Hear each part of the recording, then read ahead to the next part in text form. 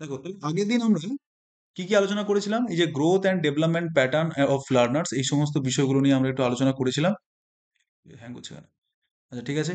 তো এখানে তারপর আমরা জেনারেল ক্যারেক্টারিস্টিক্স গুলো কি কি গ্রোথ এবং ডেভেলপমেন্টের তা আমরা জেনেছি। তারপরে stages and sequence of growth and development, কি কি স্টেজেস গুলো হয়। প্রথমে আমরা দেখতে পাবো বাল্যকাল, ঠিক আছে। তারপরে আমরা কি দেখতে পাবো?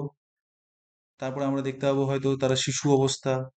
আবার শিশু অবস্থার মধ্যে আবার ভাগ আছে, মানে early childhood, middle childhood, letter childhood. তারপরে আমরা কি দেখতে পাবো? তারপরে আমরা কৈশোর অবস্থা দেখতে পাবো। তোমরা শুনতে পাচ্ছ তো? কৈশোর অবস্থা, তারপরে আমরা দেখতে পাবো হচ্ছে আমরা হচ্ছে যখন যুবক হব, তারপরে পরিণত আসবে, তারপরে বার্ধক্য আসবে, এই সমস্ত বিষয়গুলো কিন্তু আমাদের হবে। আচ্ছা, এক মিনিট রিফ্রেশ করে নিই। হ্যাং করছে মনে হচ্ছে। হুম। এক মিনিট।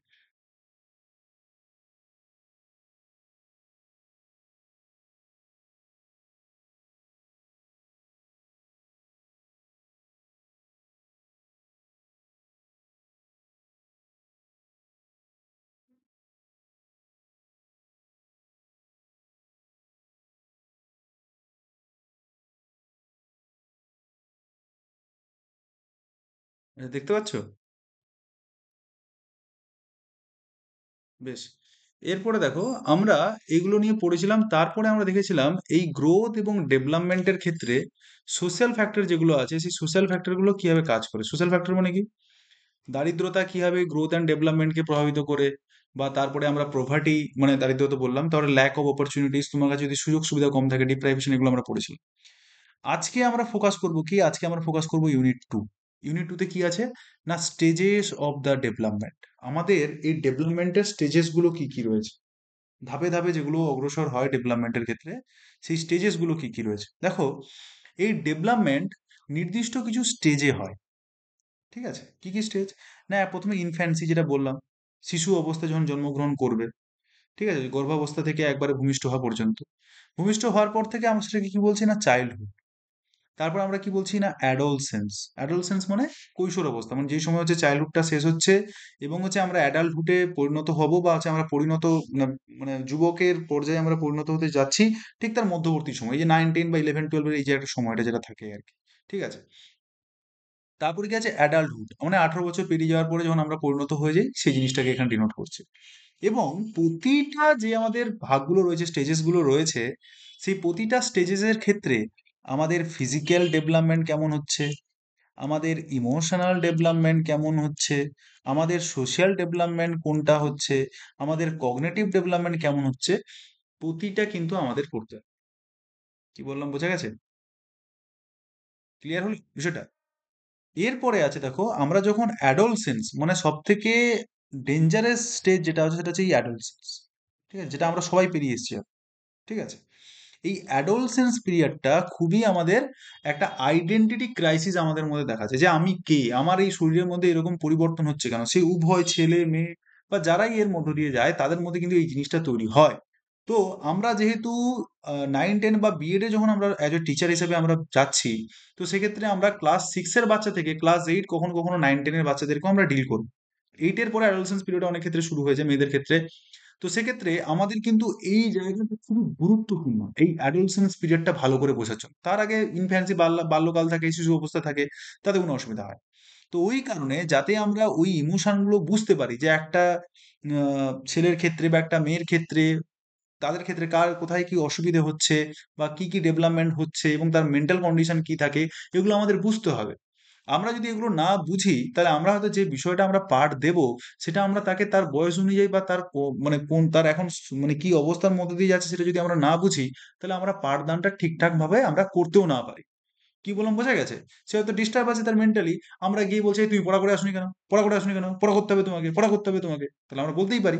তাহলে এই জন্য আমাদের সিলেবাসে কিন্তু এই জিনিসটা বা অ্যাডোলসেন্স পিরিয়ডটা আমাদের কিন্তু দেওয়া হয়েছে ভালো করে, একটা ব্রডার সেন্সে দেওয়া হয়েছে। সেখানে আমাদের কি কি পড়তে হবে? না, তার ফিজিক্যাল ডেভেলপমেন্ট কিভাবে হচ্ছে, তার ইমোশনাল ডেভেলপমেন্টের ক্ষেত্রে কি কি আছে, এবং তার কগনিটিভ ডেভেলপমেন্টের ক্ষেত্রে কি কি পরিবর্তন হয়, সেটা আমাদের জানতে হবে। এরপর দেখো, যেটা দেওয়া আছে, needs and problem of adolescence, মানে আবার এই অ্যাডোলসেন্সটাকে নিয়ে আবার একটা বুলেটিন তৈরি হয়েছে, যেখানে কি বলা হয়েছে, নিড অ্যান্ড প্রবলেমস। মানে কি, যার কি কি চাহিদা থাকে এবং কি কি প্রবলেমে ফেস করে অ্যাডালসেন্স পিরিয়ডে প্রতিটা শিশু যখন কৈশোর অবস্থায় পরিণত হচ্ছে, কৈশোর থেকে যুবক অবস্থায় মানে তারা কিন্তু ট্রান্সফার হবে, তখন প্রতিটা শিশুর মধ্যে তার কিছু না কিছু চাহিদা থাকে, তার কিছু না কিছু প্রবলেম তারা অনুভব করে।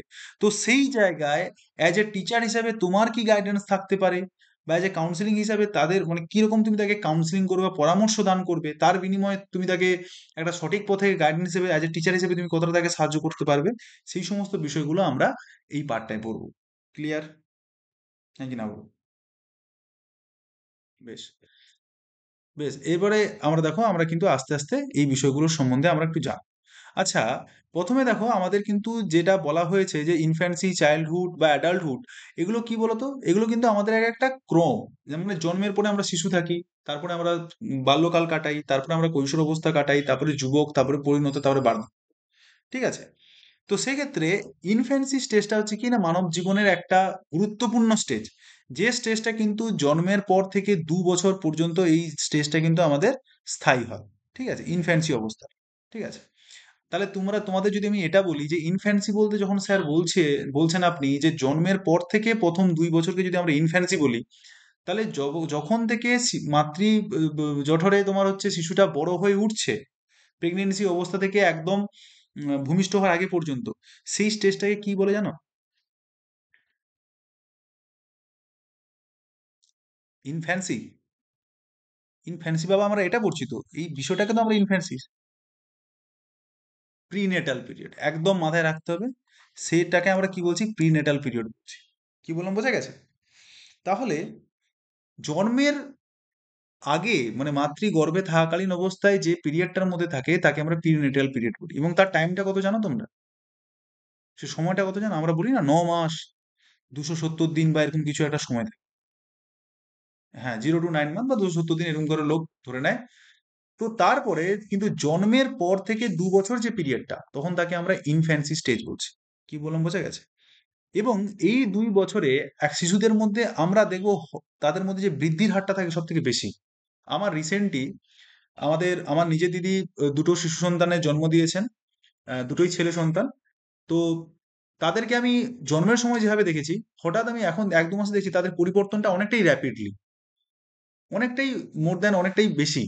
মানে আমি হঠাৎ করে ভাবতে পারিনি যে এই কয়েকদিন আগে এদেরকে আমি এভাবে দেখেছি, এখন এরকম কেন।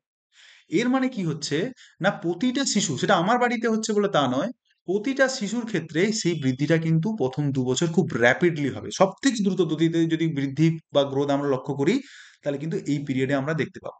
কি বললাম, বোঝা গেছে? এবং এই পিরিয়ড যেহেতু শিশু খুবই ছোট থাকে এবং তাদের ইনফেকশন থেকে আরম্ভ করে সমস্ত বিষয়ে তাদেরকে প্রচন্ড ক্রুশিয়াল একটা টাইম বলা হয় এই টাইমটা। এই জন্য এটাকে বলা হয় সংবেদনশীল পিরিয়ড। কি বললাম, বোঝা গেছে? এটাকে কি বলা হয়? সংবেদনশীল পিরিয়ড। শারীরিক এখানে কি কি পরিবর্তন আমরা লক্ষ্য করি, না প্রথম বছরে শিশুর ওজন কিন্তু 3 গুণ হয় এবং উচ্চতা প্রায় 50% বৃদ্ধি পায়। কি বললাম, বোঝা গেছে? তার ওজনটা কিন্তু জন্মের সময় যা ছিল প্রথম বছরে তার 3 গুণ হয়ে যায় এবং উচ্চতা 50% পর্যন্ত বৃদ্ধি পায়।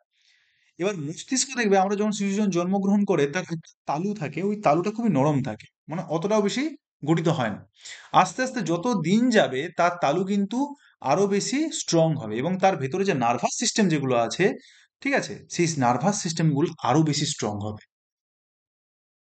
ঠিক আছে, সিন্যাপ্টোজেনেসিস দ্রুত গতিতে ঘটে, মানে ভালো করে তার মধ্যে ব্রেনটা আরো বেশি গঠন হচ্ছে। হাঁটা চলা এবং সক্ষমতা উন্নয়নে গুরুত্বপূর্ণ সূচক। এবং সেন্সরি অর্গ্যান মানে দৃষ্টি, শ্রবণ, স্পর্শ দ্রুত পরিণত হয়। তুমি দেখবে ওই 0 থেকে 2 বছর যখন বয়স হয়ে যাচ্ছে, বাচ্চাদের মধ্যে কোনো একটা জিনিস তুমি যদি তাকে ধরিয়ে দাও, সে ডাইরেক্টলি কি করে বলো তো? তার সাধারণ রিফ্লেক্সেস গুলো কি কি থাকে, বলতে পারবে কেউ? তোমাদের বাড়িতেও তো অনেক শিশু সন্তান হয়েছে। হ্যাঁ, তারা প্রতিটা জিনিস, হ্যাঁ, আঁকড়ে ধরে রাখার জায়গার জন্য চেষ্টা করে। এবং প্রতিটা জিনিস তোমরা ভালো করে লক্ষ্য করে দেখবে, প্রতিটা জিনিস তারা কিন্তু মুখে নেওয়ার চেষ্টা করে। বুঝতে পারলে? প্রতিটা জিনিস তারা মুখে নেওয়ার চেষ্টা করে। তার মেন কারণটা কি? না তাদের কাছে সবথেকে তখন সেন্সরি মানে পরিবেশটাকে তারা বুঝার চেষ্টা করেছে যে আমার আশেপাশে কি হচ্ছে। জন্মগতভাবে এই সেন্সরি অর্গান বা এইরকম একটা রিফ্লেক্সেস নিয়ে প্রতিটা শিশু জন্মগ্রহণ করে। এটা এমন বলব না যে একটা শিশু নয়, একটা শিশু করতে পারবে না বা অন্য শিশু করতে পারে, প্রতিটা শিশু কিন্তু এই জিনিসটা করবে। প্রতিটা জিনিসকে তারা কিন্তু মুখে নিয়ে বোঝার চেষ্টা করবে যে জিনিসটা কি। ক্লিয়ার হচ্ছে ব্যাপারটা আমি কি বললাম? তাহলে সেই সময় আমরা এই জিনিসটা দেখতে পাবো, এবং সঙ্গে সঙ্গে তাদের কোনো মানে তাদের দৃষ্টিশক্তি বা শ্রবণ শক্তি যখন আস্তে ছোট থেকে আরো বড় হতে থাকবে, সেগুলো আরো বেশি দ্রুত পরিণত হতে লাগবে। ঠিক আছে? এবারে শারীরিক নিয়ন্ত্রণ বিকাশ, এই দেখো জন্মের সময় মোটর নিয়ন্ত্রণ প্রতিক্রিয়ামূলক বা রিফ্লেক্সেস হলেও ক্রমে ইচ্ছাধীন নিয়ন্ত্রণ তৈরি হয়। মানে কি? মানে এখানে বোঝানো হচ্ছে এইটাই, যে general two specific. General two specific মানে প্রথমে যখন শিশুগুলো জন্মগ্রহণ করে, তখন তাদের যে পেশি পেশি কিন্তু সেইভাবে কার্যক্ষম করার ক্ষমতা থাকে না। মানে আমরা যেভাবে একটা মানে কোনো জিনিসকে নাড়াতে পারবো, আমাদের দুটো আঙুল নিয়ে একটা পেন আমি ধরে নিতে পারবো, তারা একটা পেন ধরতে পারবে না, পড়ে যাচ্ছে, ধরতে হচ্ছে। তাহলে সেখান থেকে আস্তে আস্তে তারা কি করবে না, তারা একটা স্পেসিফিক মানে তাদের যখন আস্তে আস্তে গ্রোথ হবে এবং পেশির কার্যক্ষমতা থাকবে, বিকাশ ঘটবে তাদের মধ্যে, তখন তাদের মধ্যে কিন্তু সেই জিনিসগুলো ধরার ক্ষমতা বাড়বে। যেমন কি করে হচ্ছে না, প্রথমে দেখো হেড কন্ট্রোল, মাথা প্রথমে কন্ট্রোল করতে শিখবে। তারপরে সিটিং, বসতে শিখবে। ক্রাইলিং, স্ট্যান্ডিং মতো হামাগুড়ি। তারপরে হচ্ছে দাঁড়াতে শিখবে, দাঁড়ানোর পরে তারপরে কি, হাঁটতে শিখবে। ঠিক আছে? এরকমই ধাপে ধাপে ধাপে ধাপে তারা কিন্তু নিজেদের যে বিকাশটা আছে, সেই বিকাশটা সেই ক্রম অনুযায়ী তারা মানে সেই জিনিস প্রতি আগ্রহ করবে, বা তারা আস্তে আস্তে সেই দিকে উন্নতি হবে, বা তাদের বিকাশটা সেইভাবে ঘটবে। ঠিক আছে? এটা কিন্তু শারীরিক বিকাশ বা শারীরিক কি কি পরিবর্তন ঘটে সেই বিষয় নিয়ে আমরা এখানে জানলাম। এরপরে দেখো জ্ঞানীয় বিকাশ, তাদের মধ্যে মানে কি কি মানে কগনিটিভ ডেভেলপমেন্ট গুলো ঘটছে সেই বিষয়টা আমাদের জানা। এবার দেখো এই বিষয়ে কিন্তু পিয়াজে অনেক কথা বলেছেন। পিয়াজে একজন বিখ্যাত, মানে তুমি এডুকেশন পড়ছো, পিয়াজে পড়বে না এই বললে হবে না। ঠিক আছে? এডুকেশনের ক্ষেত্রে শিশুদের গবেষণার ক্ষেত্রে কোনো যদি বিজ্ঞানী যদি বেশি ভূমিকা পালন করে থাকে, বা কোনো যদি সাইকোলজিস্ট, তাহলে তিনি হচ্ছেন পিয়াজে, বা অনেকে পেয়া গেট, যেভাবে যেভাবে উচ্চারণ করতে পারেন না কেন, কিন্তু ওনাকে পেঁয়াজে বলা হয়। ঠিক আছে? উনি কিন্তু সেন্সরি মোটর স্টেজের কথা তিনি উল্লেখ করেছিলেন। সেখানে তিনি কি কি বৈশিষ্ট্য দেখিয়েছেন, না সেখানে বলেছেন ইন্দ্রিয় এবং মোটর ক্রিয়ার মাধ্যমে জগৎকে বোঝা। মানে সে যা কিছুই বুঝবে, হাতে স্পর্শ করে, জেনে, মুখে নিয়ে সেভাবে বুঝবে। তারপরে বলেছে অবজেক্ট পার্মানেন্স। অবজেক্ট পার্মানেন্স ধীরে ধীরে বিকাশ ঘটে এবং বস্তুর দৃষ্টির বাইরে গেলেও তা থাকে। এর মানেটা কি তা বোঝানো হয়েছে। এই অবজেক্ট পার্মানেন্স মানে কি, কেউ কি জানো? অবজেক্ট পার্মানেন্স মানে কি?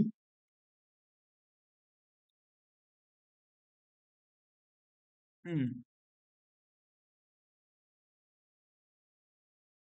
হুম, হুম, হুম,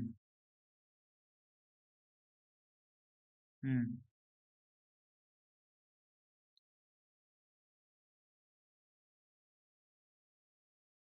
হুম। তুমি জন্ম থেকে যখন শিশু যখন জন্মগ্রহণ করলো, শিশু তার মা না থাকলে কি কান্নাকাটি করে? হ্যাঁ কি না বলো? মা না থাকলে কান্নাকাটি করে। তাহলে সে কেন কান্নাকাটি করছে বলো তো? তার মাকে দেখতে পাচ্ছে না বলে তাই?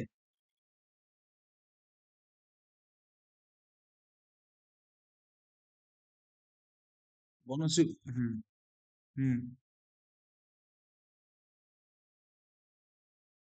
না। তুমি আগে যেটা বলেছিলে সেটা ঠিক ছিল, এখন যেটা বলছো সেটা ভুল বলছো। তাহলে ছেলেটা কাঁদছে কেন? ছেলেটা কাঁদছে তার কোনো প্রবলেম হচ্ছে বলে। ঠিক আছে? তার মাকে দেখতে পাচ্ছে না বলে তার জন্য কান্নাকাটি করছে না, কারণ তার মধ্যে সেই সেন্স কাজ করেনি তখন। শূন্য থেকে আস্তে আস্তে বড় হতে হতে সে যখন 2 বছর বয়সে গিয়ে উপস্থিত হবে, এই অবজেক্ট পার্মানেন্সের সম্বন্ধে তার ধারণা তৈরি হবে। যখন 2 বছরের দিকে গেছে তখন মনে করবে যে আচ্ছা মা এ আমার মা, এ আমার চোখে দূরে গেছে, মানে এ আমার হচ্ছে তাহলে আমায় কান্নাকাটি করলে মা আমার কাছাকাছি আছে। ঠিক আছে? কিন্তু ছোট অবস্থায় কে মা, কে বাবা, কে দাদা, কে দিদি, তারা কিছুই জানে না। এবং তারা শুধু যেটা জানে, তার মুখটা ভালোভাবে কাজ করে, সেন্সরি অর্গান যা কিছু নেই মুখে নেওয়ার চেষ্টা করে। কিন্তু এই অবজেক্ট পার্মানেন্সটা কখন তৈরি হয়, যখন 2 বছর বয়স পেরিয়ে যাবে, তারপর থেকে সে কিন্তু বুঝতে শিখবে যে এই আমার মা, বা এ যদি যদি না থাকি তাহলে আমার এরকম এরকম বিষয়টা হবে। কান্নাকাটি যদি করছে না, আবার এটাও বোঝে যে আমি যদি কান্নাকাটি করি, তাহলে মা আমাকে আসবে, আমাকে খাওয়াবে। সেই হিসাবে হয়তো কান্নাকাটি করতে পারে 2 বছর বয়স পর্যন্ত। কিন্তু তারপরে এই সেন্সটা হবে যে এই আমার মা, এই আমার যত্ন করে। ঠিক আছে? এই না থাকলে আমাকে এ মারতে পারে। সেই বিষয়টার জন্য পরবর্তীকালে সেই ধারণাটা বা ওই অবজেক্ট পার্মানেন্সটা তৈরি হবে 2 বছর পরে। ঠিক আছে? তাহলে অবজেক্ট পার্মানেন্স বোঝা গেছে? হ্যাঁ কি না? তারপরে আছে কি problem solving, trial and error. মানে কি, মানে প্রথমের দিকে তারা যা কিছু করে সবকিছু মানে চেষ্টা করে নিজে থেকে বোঝার, আগুন জ্বলছে ওখানে হাত দেওয়ার চেষ্টা করে, মানে শুধু ছটপট বা একটা বিষয় তার মধ্যে লক্ষ্য করে, মানে সে জানতে চাইছে, সে হাতে নাতে নিয়ে সেই জিনিসগুলো বোঝার চেষ্টা করছে। এটা তার দোষ নয়, এটা তার জন্মগত, তার এই জিনিসটা তার মধ্যে থাকবেই, স্বাভাবিক। তো সেই জায়গায় কোনো একটা জায়গা নিল, যখন দেখলো যে আচ্ছা এটা এরকম, তারপর সে সেখান থেকে অভিজ্ঞতা অর্জন করলো। আমার আমার একজন দাদার সাথে কথা হচ্ছিল, সে বলছিল যে আমার বাড়িতে একটা শিশু সন্তান হয়েছিল, মানে তার দাদার ছেলে। তো সেই দাদার ছেলে হঠাৎ করে শুধু, মানে তার যখন হচ্ছে ল্যাম্প জ্বলে, ল্যাম্পের যে বাতিটা যখন থাকে, সে বারবার সেই বাতির দিকে এগিয়ে যায়, সে বারবার তাকে আটকানোর চেষ্টা করে, আবার সে বারবার এগিয়ে যাচ্ছে, আবার সে আটকানোর চেষ্টা করছে। একদিন সে নিজেই বললো যে ঠিক আছে তুমি যাও। গিয়ে ওই ছেলেটা কি করেছে, ওই বাতির উপরে হাত দিয়েছে, হাতে লেগেছে, তারপর থেকে আর কোনোদিন বাতির কাছে যায়নি। মানে কি, সে অভিজ্ঞতা অর্জন করে ফেলেছে যে এই জিনিসটা কিন্তু যেটা আছে সেখানে যদি আগুন নেমে হাত দেই, তাহলে হাতটা আমার ব্যথা করবে। তারপরে সে সেই জায়গাটা যাওয়াটা বন্ধ করলো। মানে তার মানে এটা নয় যে সবাইকে আমাকে এই, তোমাদের আমি এই জ্ঞানটা দিলাম যে সবাইকে পাঠিয়ে দাও, সে যাতে সেই জ্ঞানটা অর্জন করুক, তা নয়। যেটা করতে হবে সাবধানতার সঙ্গে আমাকে করতে হবে। আমাদের এটা মাথায় রাখতে হবে, এই পিরিয়ডে তাদের মধ্যে কিন্তু সেই জিনিসটা চলবে, তারা জিনিসটা বোঝার চেষ্টা করবে, এবং সে যাতে সহজে বুঝতে পারে উইদাউট এনি, মানে কোনো ড্যামেজ ছাড়া, সেই জিনিসটা আমাদের সেটা মাথায় রাখতে হবে। এবং স্মৃতি এবং অভ্যাসের দ্বারা এটা কিন্তু তৈরি হয়, মানে তার যে স্মৃতিটা তৈরি হচ্ছে, সেটা কিন্তু বিভিন্ন অভ্যাসের মাধ্যমে সেই জায়গাটা কিন্তু তৈরি করার চেষ্টা করছে, ঠিক আছে। এবার ভাষার বিকাশ কিভাবে ঘটে এই সময়? প্রথমে তারা এরকম আওয়াজ করবে, কু, ই, উ, এরকম করে আওয়াজ করে, তারপরে ব্যাবলিং করে, মানে এক একটা ওয়ার্ড যোগ করে করে দেবে, কা কা কা, মা মা মা, মানে এরকম কথাগুলো ওরা বলতে থাকে, ঠিক আছে। তারপর তারা এক একটা শব্দ বলতে শেখে, আম, খাবো, যাবো। তারপরে বলে দুটো শব্দ, আমি যাব না। কি বললাম বোঝা গেছে? যাব না। তাহলে কিভাবে ভাষার বিকাশটা ঘটছে দেখো 0 থেকে 2 বছরের মধ্যে। প্রথমে কুইং, প্রথমে আওয়াজ করবে, হু, এইভাবে যে আওয়াজগুলো করে, তোমাদের হয়তো অনেক শুনে হাসি পেতে পারে, কিন্তু তারপরে বাবলিং করবে। বাবলিং মানে কা কা কা, এরকম একটা একটা আওয়াজ করবে, কা কা, মা মা, এরকম করে আওয়াজ করে দেখবে, ঠিক আছে। তারপর সেখান থেকে এক একটা ওয়ার্ড বলতে শিখবে, মা। তারপরে শিখবে, মা আসো, ঠিক আছে, এরকম কথা বলতে শিখবে। ক্লিয়ার হচ্ছে বিষয়গুলো? দুজন বুঝতে পারছো তো, যারা আছো এখানে?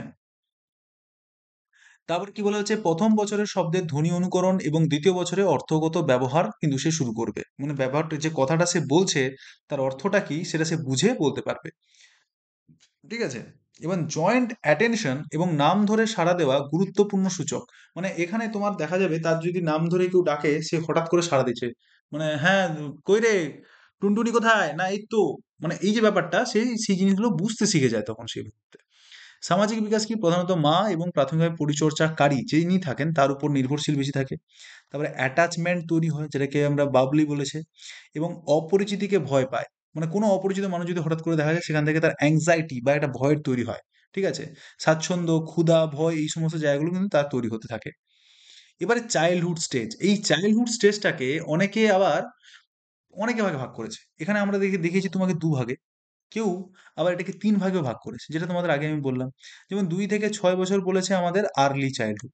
লেটার চাইল্ডহুড কি বলেছে? ৬ থেকে ১২। তো সেরকমই অনেকে আছে বলে দিতে পারে ২ থেকে ৫ বছর এটা হচ্ছে আর্লি চাইল্ডহুড, ৫ বছর থেকে আবার ৭ বছর এটা হচ্ছে মিডল চাইল্ডহুড, ৭ বছর থেকে ১২ বছর এটা হচ্ছে কি লেটার চাইল্ডহুড। কি বললাম বোঝা গেছে? এরকমও ভাগ করতে পারে। তো মূলত আমরা এখানে দুভাগে ভাগ করেছি, ২ থেকে ৬ বছর এবং ৬ থেকে ১২ বছর। তাহলে আর্লি চাইল্ডহুডের সময়টা কত রয়েছে না, ২ থেকে ৬ বছর। শারীরিক বিকাশ কি, বৃদ্ধি ধীর গতি কিন্তু স্থায়ী বৃদ্ধি হয়। বৃদ্ধিটা কিন্তু আগের মতো হবে না। যেভাবে শিশু জন্মগ্রহণ করার পরে ২ বছরে যতটা স্পিডে বাড়ছিল বা যতটা দ্রুততার সঙ্গে তার ওজন, হাইট বা চেহারার পরিবর্তন ঘটছে, সেই পরিবর্তনটা আমরা এই সময় একটু কম দেখতে পাবো, ঠিক আছে। তারপরে সূক্ষ্ম মোটরের দক্ষতা, সূক্ষ্ম মোটর এবং বৃহৎ মোটর তোমাদের বলে দেই। মোটর মিন্স কি বোঝায় জানো তো? মোটর, মোটর মানে কি? মোটর মানে হচ্ছে পেশি, মানে আমাদের যে হাতের পেশি যেগুলো, সেই পেশিকে বোঝানো হচ্ছে। এবার সেই পেশি, সূক্ষ্ম মোটরের দক্ষতা বলতে এখানে বোঝানো হচ্ছে যে দেখো আমরা মানে যদি কোনো ছবি আঁকি বা আমি হাতে যে লিখছি, এখন তোমাদের যে আমি লিখছি, এটা আমি কার মাধ্যমে লিখছি বলো তো? আমাদের আঙ্গুল যেগুলো আছে সেই আঙ্গুলের মাধ্যমে লিখছি, ঠিক না? আঙুলটাকে ধরে পেনটাকে ধরে আমি লেখার চেষ্টা করছি। তাহলে এই লেখার জন্য আমার যে হচ্ছে মানে পেশিটা কাজ করছে, তখন তাকে আমরা কি বলছি? স্মল মোটর স্কিল অথবা সূক্ষ্ম মোটরের দক্ষতা। ঠিক আছে? বা সূক্ষ্ম পেশির দক্ষতা, এটাও আমরা লিখতে পারি। কি বললাম বুঝতে পেরেছো?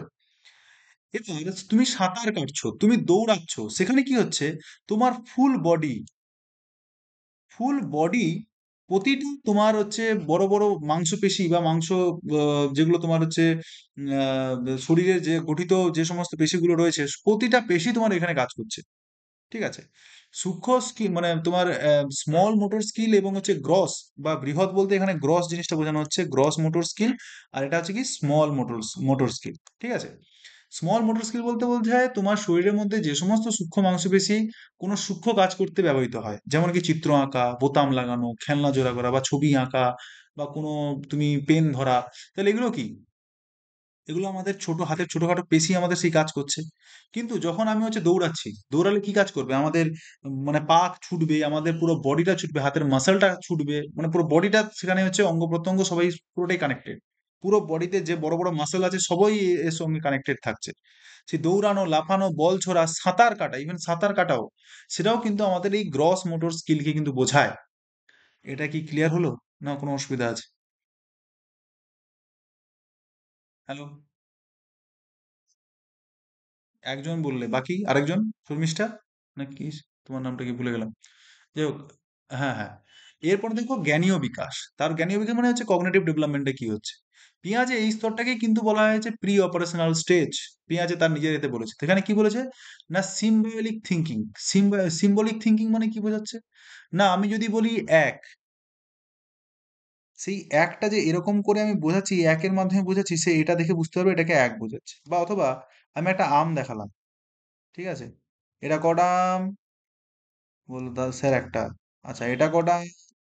না স্যার এটা দুটো আম। কারণ কি? সে মনে করছে এটা একটা আম, এটা একটা আম, এই দুটো আম মিলে কটা হলো? দুটো। সেইভাবে সে মনে রাখার চেষ্টা করছে, এই আমের ছবিটা দেখে দেখে সে মনে রাখার চেষ্টা করছে।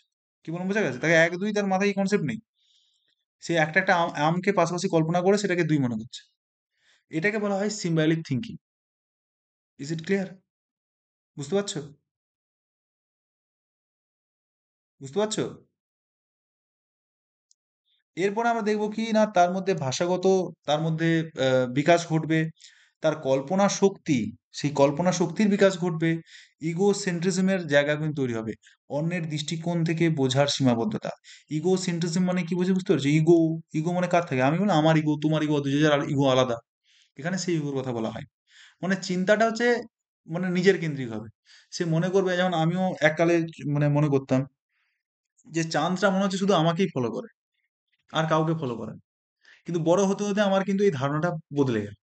মনে হয় চাঁদ মানে যেই যাচ্ছে চাঁদ কিন্তু তার পেছন পেছনই যাচ্ছে, শুধু আমার পেছনে যাচ্ছে না। মানে কি, আগে আমার চিন্তা ভাবনাটা কেবলমাত্র আমাকে নিয়েই ছিল, মানে শুধু আমি আমার নিজেকে নিয়ে ভাবছি।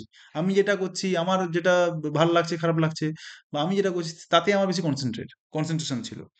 অন্যের কারোর খারাপ লাগতে পারে, অন্যকে বকলে তার কিছু ব্যথা হতে পারে, সেই সিম্প্যাথি এমপ্যাথি এরকম জায়গাগুলো আমাদের কিন্তু সেই মধ্যে সেই সময় তৈরি হয় না।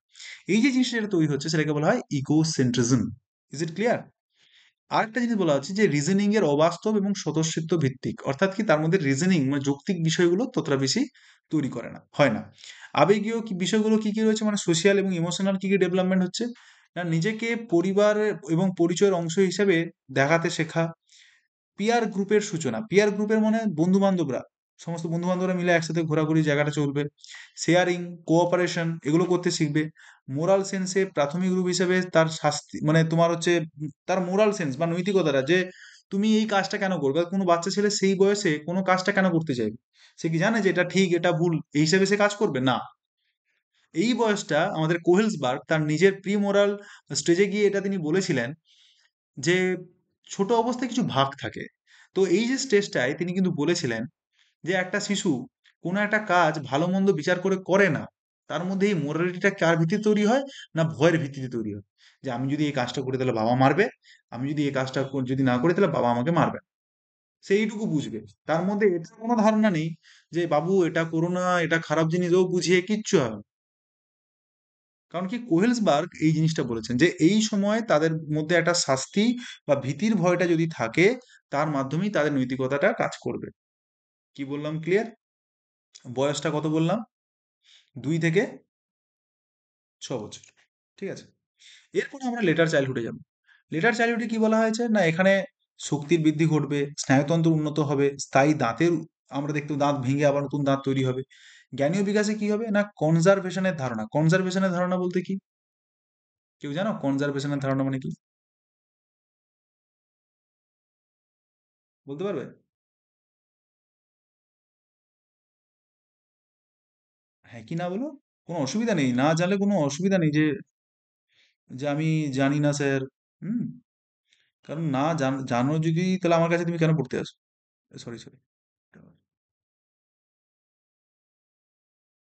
সে না আবার একেবারে বলছো।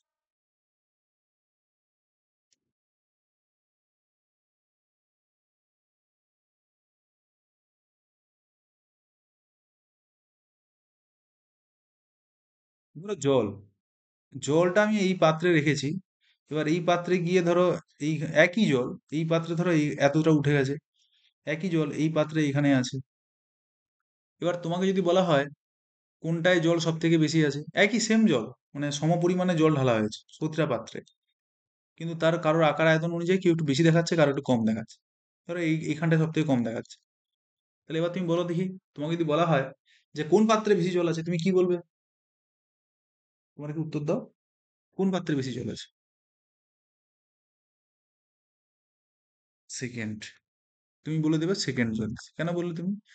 না, এখন তো আমরা বড় হয়ে গেছি, আমরা জানি যে ধরো আমরা 1 লিটার জল প্রতিটা পাত্রেই ঢেলেছি, তাহলে প্রতিটা পাত্রের জল কিন্তু আমাদের সম লেভেলে আছে। কিন্তু বাচ্চারা সেটা বোঝে না।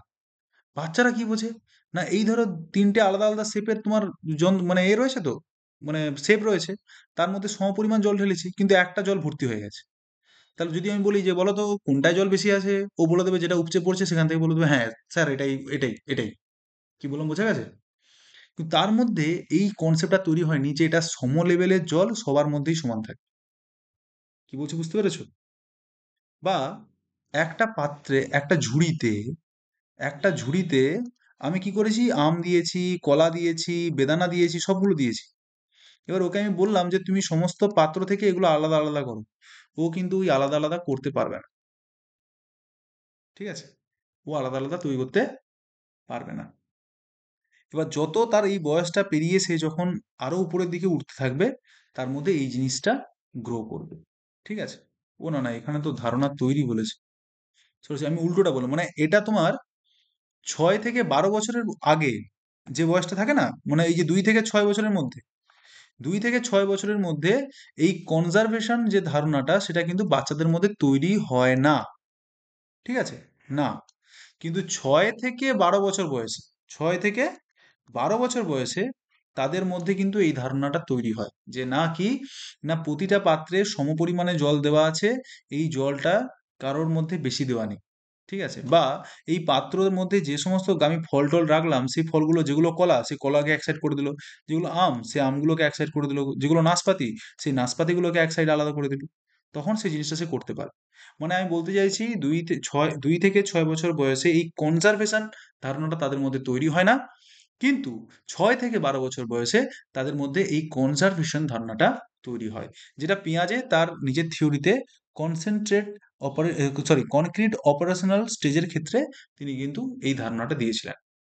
কি বললাম বোঝা গেছে? জিনিসটা বুঝতে পেরেছো?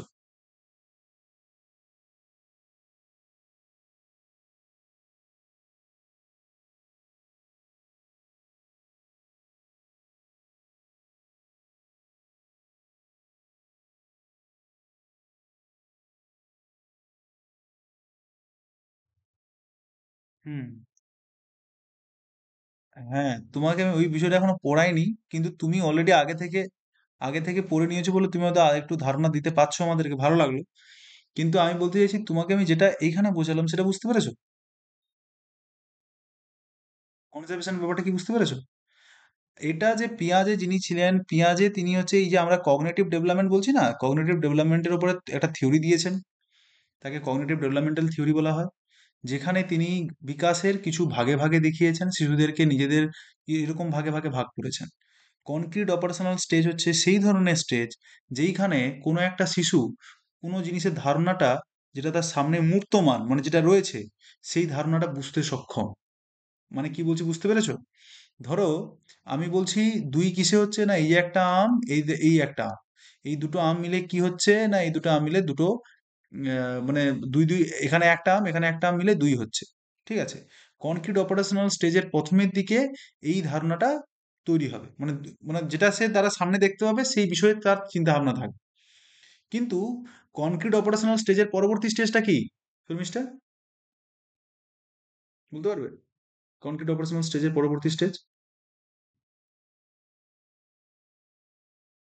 ওরনি আছে ফর্মাল অপারেশনাল স্টেজ।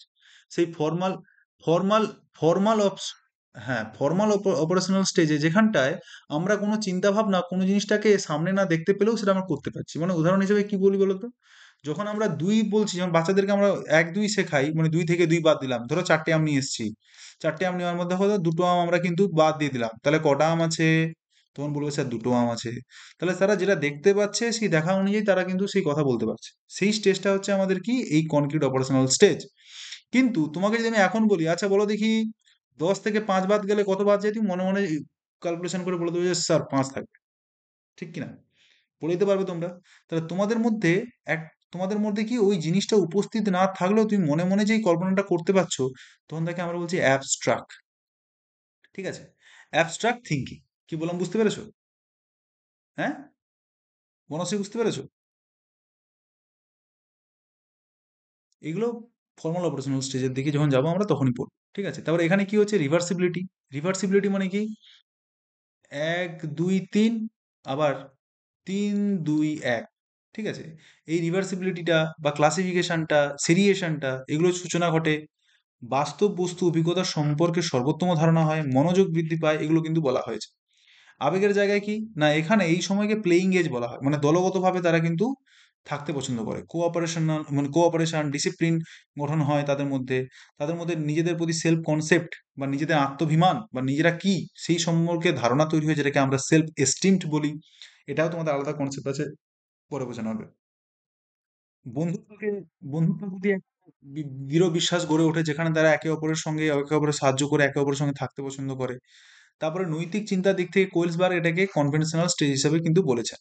এরপরে আসবে অ্যাডোলসেন্স পিরিয়ড। এই অ্যাডোলসেন্স পিরিয়ড মানে আমরা জানি যেই সময় আমাদের কি, আমরা ওই চাইল্ডহুডটাকে পেরিয়ে আমরা যখন অ্যাডাল্টহুডে পরিণত হব, তার ঠিক মধ্যবর্তী পর্যায়ে 12 থেকে 18 বছর বয়সটা। এই 18 বছর বয়সে আমাদের কি কি হয়? এই 18 বছর বয়সে আমাদের মধ্যে পরিচয় সংকটের তৈরি হয়। মানে আমরা কি, আমাদের হঠাৎ করে, যেমন একটা ছেলে হঠাৎ করে তার দাড়ি গোঁফ গজানোর মানে দাড়ি গোঁফ হয়, শারীরিক আরো কিছু পরিবর্তন হয়, সে সেটা নিয়ে চিন্তিত থাকে, ভাবে যে এটা শুধু আমারই হচ্ছে, আমারই কেন হলো, বা এটা আমি কাকে বলবো, এই তো জিনিস মনে হয় কাউকে বলা যাবে না যা কিছু হচ্ছে। মেয়েদের ক্ষেত্রেও সেম অসুবিধা, সেই জিনিসগুলো থাকে। সেই কারণে এই টাইমটাকে বলা হয় স্ট্রম অ্যান্ড স্ট্রেস টাইম। কি বলা হয়? Storm and stress.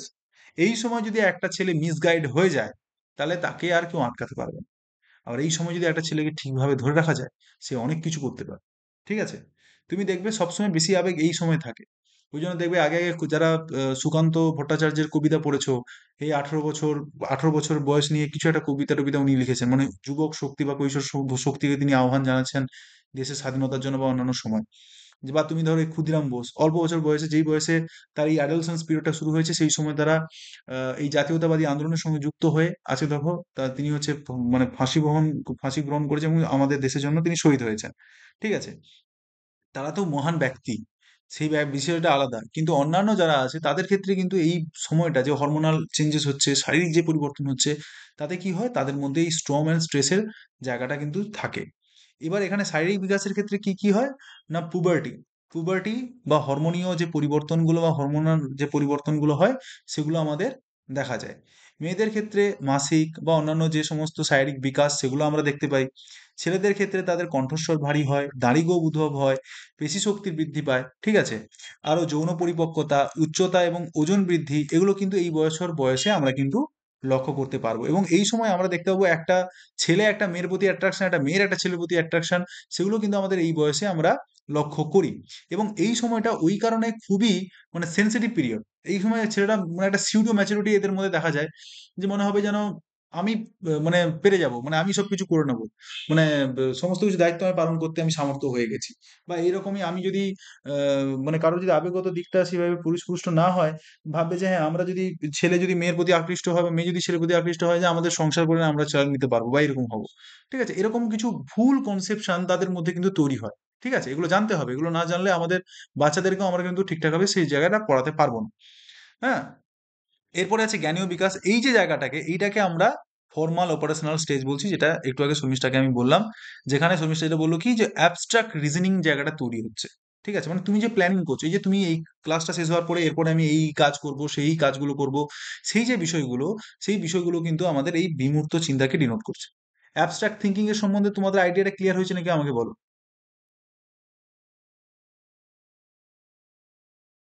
হ্যাঁ, অ্যাবস্ট্রাক্ট থিঙ্কিং মানে কি ব্যাপারটা বুঝতে পেরেছো? মানে যেটা তুমি মনে মনে প্ল্যানিং করছো, যেটাকে তুমি দেখতে পাচ্ছ না, এদিকে তুমি কল্পনা করতে পারছো, this is called abstract thinking. আর কনক্রিট থিঙ্কিং কি, মানে যেটাকে আমি চোখে দেখতে পেয়ে তারপরে আমি সেটাকে বুঝতে পারছি। কি বললাম, বুঝতে পেরেছো? তাহলে অ্যাবস্ট্রাক্ট থিঙ্কিংটা আমাদের এই বছর বয়সে হয়ে যাচ্ছে। আর এই সময় আমরা হাইপোথিসিস করতে পারি, যদি আমি ক্লাসে না যাই তাহলে মনে হয় স্যার আমাকে মারবে। মানে এই যে বিষয়গুলো আমরা কিন্তু এই বছর এই বয়সে এসে আমরা কিন্তু সেটা ভালো করে বুঝতে পারবো। সমাধানের পরিকল্পনা, তর্ক, যুক্তি, সম্ভাবনা, এই সমস্ত বিষয়গুলো আমরা দেখতে পাবো। আবেগীয় বিকাশে আমরা কি কি দেখবো, বা আছে আমাদের ইমোশনাল ডেভেলপমেন্টের ক্ষেত্রে কি না, এই সময় আবেগের জায়গাটা খুবই অস্থিতিশীল পর্যায়ে থাকে। ঠিক আছে, এরিকসন এই সময়টাকে বলা হয়েছে তার নিজের থিওরিতে, তার থিওরি আমরা পড়বো পরবর্তীকালে, আইডেন্টিটি ভার্সাস রোল কনফিউশন। মানে কারোর মধ্যে যদি সে নিজেকে যদি খুঁজে পায়, আচ্ছা আমার এই যে পরিবর্তনগুলো হচ্ছে, আচ্ছা আমি তাহলে এই এই কারণগুলোর জন্য আমার এই পরিবর্তন হচ্ছে, কেউ যদি এটা বুঝতে পারে তাহলে তার ক্ষেত্রে ঠিক আছে। এরিকসন তার থিওরিতে একটা ছেলে মানে ভালো হলে কোন কোন ভালো দিকে যেতে পারে, বা একটা ছেলে যদি খারাপ, একটা প্রাথমিক স্টেজে যদি একটা খারাপ হয়ে যায়, তারপরে আবার কিভাবে খারাপ হয়ে যেতে পারে। ঠিক আছে, এটাকে পাশাপাশি এখানে কম্পেয়ার করেছে। কি বলছি বুঝতে পেরেছো? মানে এরিকসন লাইফের প্রতিটা স্টেজে ভাগ করেছেন, কিছু কিছু বয়স অন্তর কিছু কিছু স্টেজে ভাগ করেছেন। ঠিক আছে, একটা বাড়িতে অশান্তি আছে, সেখানে একটা শিশু বড় হচ্ছে। একটা বাড়িতে শান্তি আছে, সেখানে একটা শিশু বড় হচ্ছে। তাহলে এই যে অশান্তি একটা শিশু বড় হচ্ছে, তারপরে স্টেজে কিন্তু তার ডেভেলপমেন্টে কিন্তু আবার বাধা পেয়ে যাবে। সে অশান্তিকর পরিবেশ থেকে তারপরে ডেভেলপমেন্টে তার বাধা পড়বে, তারপরে ডেভেলপমেন্টের বাধা পড়বে, এই করে বাধা পড়তে পড়তে থাকবে। আর একটা যে শিশু ভালো এ পেয়েছে, তার ক্ষেত্রে ভালো ভালোটা আমরা আবার একটা স্টেজ দেখতে পাবো। এবং এই দুটোর মধ্যে যে পার্থক্য, সেটাকে তিনি ভার্সাস দিয়ে দেখিয়েছেন। কি বললাম, বোঝা গেছে? মানে এটা যদি প্রাথমিক ধারণা বলি, সেই প্রাথমিক ধারণাটা হচ্ছে এইটা। এই শোনে এই ব্যাপারটা বুঝতে পেরেছো? তো সেই হিসাবে তিনি কিন্তু এই টার্মটাকে আত্মপরিচয়ের সন্ধানের কথা কিন্তু তিনি বলেছেন। কেউ যদি জানতে পারে আচ্ছা এই পরিবর্তনটা এই কারণে হচ্ছে, তাহলে তার মধ্যে আইডেন্টিটি ক্রাইসিসটা তৈরি হবে না। কিন্তু যার মধ্যে এই জিনিসটা ক্লিয়ার হলো না যে কেন এই পরিবর্তন হচ্ছে, তার মধ্যে এই রোল কনফিউশনের জায়গাটা তৈরি হবে, যে আমি কেন হচ্ছে এই পরিবর্তন, কেন এই ব্যাপারটা হচ্ছে। হুম, তারপরে আত্মমর্যাদা, প্রেম, আকর্ষণ, প্রত্যাখ্যান, বন্ধুত্ব, এই সমস্ত জায়গায় আমরা দেখতে পারি। সামাজিক বিকাশের ক্ষেত্রে কি, পরিবার থেকে আংশিক বিচ্ছিন্নতা, আমরা বেশি গ্রুপে থাকতে পছন্দ করব। বন্ধুত্ব, সমবয়সী চাপেদের বেশি বেশি দিয়ে আমরা পেয়ার, সমবয়সীদের সঙ্গে আমরা একটু থাকতে বেশি পছন্দ করব। সমাজে নিজেদের ভূমিকাগুলো বোঝার চেষ্টা করব, মূল্যবোধ হবে। এবং আরেকটা জিনিস যেখানে হয়, যেখানে হচ্ছে বাড়ির বাবা মা তখন আমাদের কি হয়, শত্রু হয়ে যায়, মনে হয় আর কি। বাড়ির বাবা মা শত্রু, বন্ধুই হচ্ছে পরম মিত্র, বন্ধুই পরমন্তপ। ঠিক আছে, এই জিনিসটা আমাদের তখন কিন্তু মনে হয় একটা বিশাল ভাবে। আর অসৎ সঙ্গ তো তখন কি ভালো লাগে বলতে পারবেন। তারপরের যে পিরিয়ডটা হয়, সেই পিরিয়ডটাকে আমরা বলছি কি, অ্যাডাল্টহুড। এবার এই অ্যাডাল্টহুডকে আবার বিভিন্ন ভাগে ভাগ করা যায়। Early adulthood, middle adulthood, letter adulthood, যেন 65-এর উপর হয়ে যায় তখন সেই জিনিসটাকে বোঝেন না। এবারে 18+ তার পরিপূর্ণ প্রাপ্তবয়স্ক পর্যন্ত আমরা আলোচনা করতে পারি, কারণ আমাদের সিলেবাসে এইটুকুই রয়েছে। তো শারীরিক বিকাশ কি হবে না, এখানে আমাদের সর্বোচ্চ শারীরিক সামর্থ্য তৈরি হয়ে যাবে 20 থেকে 30 বছর বয়সের মধ্যে। 30 থেকে 35-এর উপর শক্তি বেশি, শারীরিক সহনশীলতা ধীরে ধীরে কমতে থাকবে। এবার খাদ্য রক্ষায় খাদ্য, ঘুম, ব্যায়াম অত্যাবশ্যক। জ্ঞানীয় বিকাশ কি না, সমস্যা সমাধান, সিদ্ধান্ত গ্রহণ এবং কর্মজীবনের বুদ্ধিদীপ্ত দক্ষতার পরিপক্কতা আমাদের দেখতে দেখতে পাবো। তারপরে হচ্ছে কি, আমাদের অভিজ্ঞতা নির্ভর জ্ঞান, মানে যে সমস্ত জ্ঞান কিন্তু বলে দিলে হবে না বা কারোর ভয়ে আমরা করব না। আমরা নিজে যে অভিজ্ঞতাটা অর্জন করব, তার ভিত্তিতে আমরা সেই জিনিসটাকে শিখতে বা জানতে পছন্দ করব। এবার ক্ষেত্র বিশেষে সৃষ্টিশীলতা এবং বুদ্ধিমত্তার উচ্চমাত্রায় পৌঁছানোর চেষ্টা। এছাড়া সোশিয়াল এবং ইমোশনাল কি বলছে না, জীবনের লক্ষ্য, প্রেম, দাম্পত্য, মধ্যবয়সে জীবনের মূল্যবোধের একটা পুনঃ সংজ্ঞায়ন। মানে কি বলছে, মধ্যবয়সের বয়সে গিয়ে আমরা মূল্যায়ন করব যে কি হচ্ছে বিষয়টা, বা আমি আজীবন ধরে কি করলাম, সেই সমস্ত জিনিসগুলো আমি বুঝতে শিখবো। পরবর্তী প্রজন্মের প্রতি দায়বদ্ধতার জন্য আমরা কিছু কাজ করে যেতে চাইবো, যেমন দেখবে বেশি বয়স্ক মানুষরা সোসাইটির জন্য পরবর্তীকালে কিছু করে দেওয়ার একটা ইচ্ছা থাকে, প্রবণতা থাকে। ব্যক্তিত্ব এবং নৈতিকতা বোধগুলো কিন্তু এই বয়সে আমরা লক্ষ্য করি। ঠিক আছে? এটা যদি আমরা পড়ে যদি বুঝতে বুঝতে পারি, তাহলে আমাদের এই যে প্রথম বুলেটিনটা, এই বুলেটিনটা আমরা শেষ করতে পারলাম। এরপরে অ্যাডolescence পিরিয়ডটা আমরা আলোচনা করেছি। সেই অ্যাডolescence পিরিয়ডটা আরেকটু আমরা এখানে বৃহৎভাবে, আমাদের কিন্তু 10 নাম্বারে এই প্রশ্নটা আসে। আগের বছর 2024 সালে মনে হয় তোমাদের এই প্রশ্নটা এসেছিল। যে অ্যাডolescence পিরিয়ডে কি, কি পরিবর্তনগুলো লক্ষ্য করা যায়, সেটার ইমোশনাল বা কগনিটিভ দিকগুলো তোমরা উল্লেখ করো। এটা মনে হয় তোমাদের 2024 সালে এই প্রশ্নটা এসেছিল। কি বলুন, বোঝা গেছে? এটা এবারে তত ইম্পর্টেন্ট না হলেও 4 মার্কে বা 5 নাম্বারে দিতে পারে, হতে পারে। দেখো, স্ট্যানলি হল এই অ্যাডোলসেন্স পিরিয়ডটাকে স্ট্রম অ্যান্ড স্ট্রেস বলে বলেছে। কারণ কি না, এই বিকাশ পর্বে পরিবর্তনের হারটা এতটাই বেশি যে কিশোর কিশোরীর ভারসাম্য রক্ষা কিন্তু কঠিন হয়ে যায়। কি বললাম, বোঝা গেছে? তাহলে এই সময় ফিজিক্যাল কি কি পরিবর্তন ঘটে? না, কিশোর অবস্থায় প্রথম লক্ষণ হচ্ছে প্রোবার্টি। এটি একটি জৈবিক প্রক্রিয়া, যেখানে কি হয়, আমাদের যে রিপ্রোডাক্টিভ মানে যে সমস্ত মানে অঙ্গগুলো রয়েছে, সেগুলো কি, সেগুলো কিন্তু সেই সময় স্টেবিলিটি পায়, মানে গঠিত হয় আর কি, বুঝতে পারলে? আমাদের যে সমস্ত রিপ্রোডাক্টিভ অংশগুলো রয়েছে, সেখানে তারা কিন্তু একটা ম্যাচুরিটি লেভেলে পৌঁছায়। হুম। পুবার্টি কিশোর অবস্থায় সূচনা হলেও অ্যাডolescence ক্ষেত্রে এর পরিবর্তন এর বাইরে বিস্তৃত হয়। মানে কি বলছে, যে পুবার্টিটা, এটা কিশোর অবস্থায় শুরু হয় এবং অ্যাডolescence পিরিয়ডটা যখন আমরা ঢুকছি, সেই সময় কি হয়ে যাবে, আমার এটা সম্পূর্ণরূপে গঠন হয়ে যাবে। এবারে জৈবিক পরিবর্তন এবং অন্যান্য যে সমস্ত হরমোনাল যে সমস্ত প্রভাবগুলো আমরা লক্ষ্য করতে পারি, সেখানে কি হচ্ছে না, পিটুইটারি গ্ল্যান্ড থেকেও হরমোন নিঃসরণের পরিমাণ বৃদ্ধি হয়, বাকি হরমোনগুলো আরো সক্রিয় হয়ে থাকে। ছেলেদের ক্ষেত্রে টেস্টোস্টেরন হরমোন বেশি থাকে এবং মেয়েদের ক্ষেত্রে ইস্ট্রোজেন এবং প্রোজেস্টেরন হরমোন বেশি হয়, যেখানে মাসিক শুরু বা অন্যান্য দেহের বিকাশ। এছাড়া আমাদের ছেলেদের ক্ষেত্রে পেশিশক্তি এবং কণ্ঠস্বর ভারী হয়ে যায়। এই সমস্ত জিনিসগুলো আমরা দেখতে পাবো। আর প্রাইমারি সেক্সুয়াল ক্যারেক্টারিস্টিক্স কি না, ছেলেদের ক্ষেত্রে টেস্টিসেলস এবং স্কোটাম সেগুলো বৃদ্ধি পায়, শুক্রাণু উৎপাদনের মানে সূচনা ঘটে এবং অন্ডকোষের হরমোন বা নিঃসরণ বৃদ্ধি পায়। এগুলো আমরা দেখতে পাবো। মেয়েদের ক্ষেত্রে একইভাবে আমরা দেখতে পাবো কি, তাদের মধ্যে ডিম্বাশয়ের জায়গাটা তৈরি হচ্ছে এবং হচ্ছে তাদের ঋতুস্রাবের জায়গা বা যেটাকে আমরা পিরিয়ডস বলছি, সেই সমস্ত জিনিসগুলো আমরা এখানে লক্ষ্য করব। ঠিক আছে? এবং তার মাধ্যমে আমরা বুঝতে পারবো কি না, যে যার রিপ্রোডাক্টিভ অঙ্গগুলো তারা কিন্তু আস্তে আস্তে একটা পরিণত হওয়ার জায়গাটা সূচিত হয়েছে। এরপরে কি দেখবো আমরা, ছেলেদের ক্ষেত্রে কিছু কিছু পরিবর্তন লক্ষ্য করবো। সেগুলো কি কি দেখবো না, হঠাৎ করে কণ্ঠস্বর গভীর এবং ভারী হয়ে যায়। হঠাৎ করে দেখবে তোমাদের ভাইদের মধ্যে বা আমাদের ফ্যামিলিতে যারা থাকে, হঠাৎ করে দেখবে ছেলেদের মধ্যে একটা নির্দিষ্ট বয়স, অ্যাডোলেসেন্স পিরিয়ড শুরু হওয়ার সাথে তার গলাটা পাল্টে গেল, গলাটা একটা ভারী গলা হয়ে গেল, এরকম একটা অনুভব হয়। দাড়ি গোঁফ হতে শুরু করে, কাঁধ প্রশস্ত হয়, পেশি শক্তি বৃদ্ধি পায়, শরীরের বিভিন্ন অংশের লোম বৃদ্ধি পায়। মেয়েদের ক্ষেত্রে অন্যান্য যে সমস্ত বৈশিষ্ট্যগুলো দেখতে পাচ্ছ, সেগুলো তাদের মানে বৃদ্ধি ঘটে। এবারে বৃদ্ধির হারটা কি, এই সময় যখন আমরা ছোট অবস্থায় দেখেছিলাম, জিরো থেকে ভূমিষ্ঠ হওয়ার থেকে 1 থেকে 2 বছরের মধ্যে যে লেভেলে তাদের হচ্ছে স্পিডিলি গ্রোথ ছিল, ঠিক একইভাবে আমরা এই টাইমে দেখবো হঠাৎ করে বৃদ্ধি বেশি পেয়ে যায়, মানে আরো বেশি বৃদ্ধি পাবে আর কি। ঠিক মানে ওর মতো না হলেও তার থেকে একটু কম, কিন্তু দ্রুততার সঙ্গে। ঠিক আছে? এবং এটা অ্যাডolescence পিরিয়ড পর্যন্ত চলবে, তারপরে আর কিন্তু বৃদ্ধি হবে না। কি বললাম, বোঝা গেছে? তারপরে আর কিন্তু বৃদ্ধি হবে না। মেয়েদের সাধারণত 11 থেকে 12 বছর বয়সে দ্রুত বাড়তে শুরু করে এবং ছেলেদের ক্ষেত্রে 13 থেকে 14। এই বয়সগুলো মাথায় রেখো, কারণ প্র্যাকটিক্যালি তোমরা যখন দেখবে না, তখন তোমাদের এগুলো মাথায় মনে রাখতে হবে, যে মেয়েদের ক্ষেত্রে এটা কিন্তু 11 থেকে 12 বছর এবং ছেলেদের ক্ষেত্রে 13 থেকে 14 বছর। এবং হাত পা লম্বা হয়ে শরীরে কিছু অংশ অসামঞ্জস্যপূর্ণ হয়, কিছু কিছু নিজেদের চেহারা নিয়ে অস্বস্তি অনুভব করে। ঠিক আছে? তার মধ্যে এই যে হঠাৎ করে পরিবর্তন এসে গেল, তাকে দেখতে খারাপ লাগছে, এবার মনে হবে সবাই যেন আমার দিকে ফোকাস করছে, আমি কি প্যান্ট পরলাম, আমি কি জামা পরলাম, এই দিকে যেন ছেলেরা ভাববে যে আমাদের দিকে যেন সবাই তাকাচ্ছে, এরকম একটা আইডেন্টিটি ক্রাইসিসের জায়গা তৈরি হয়। ঠিক আছে? সবাই তো ওই বয়সের মধ্য দিয়ে আমরা যাই, সবাই আমরা কিন্তু সেই জায়গাটা অনুভব করি। এবার শারীরিক দক্ষতা অনুযায়ী কি কি আছে না, মোটর সমন্বয়, ক্রীড়া এবং শারীরিক কার্যক্ষমতা বৃদ্ধি, শরীরে সহনশীলতা বাড়ে, কিছু ক্ষেত্রে হঠাৎ উচ্চতা বৃদ্ধি আমাদের কিন্তু দেখা যায়। আর কি, শারীরিক এবং চেতনার আত্মমর্যাদার যে সমস্ত বিষয়গুলো আছে, শরীরে নিজেদের শরীরের উপর অতিরিক্ত সচেতনতা বোধ তৈরি হয়।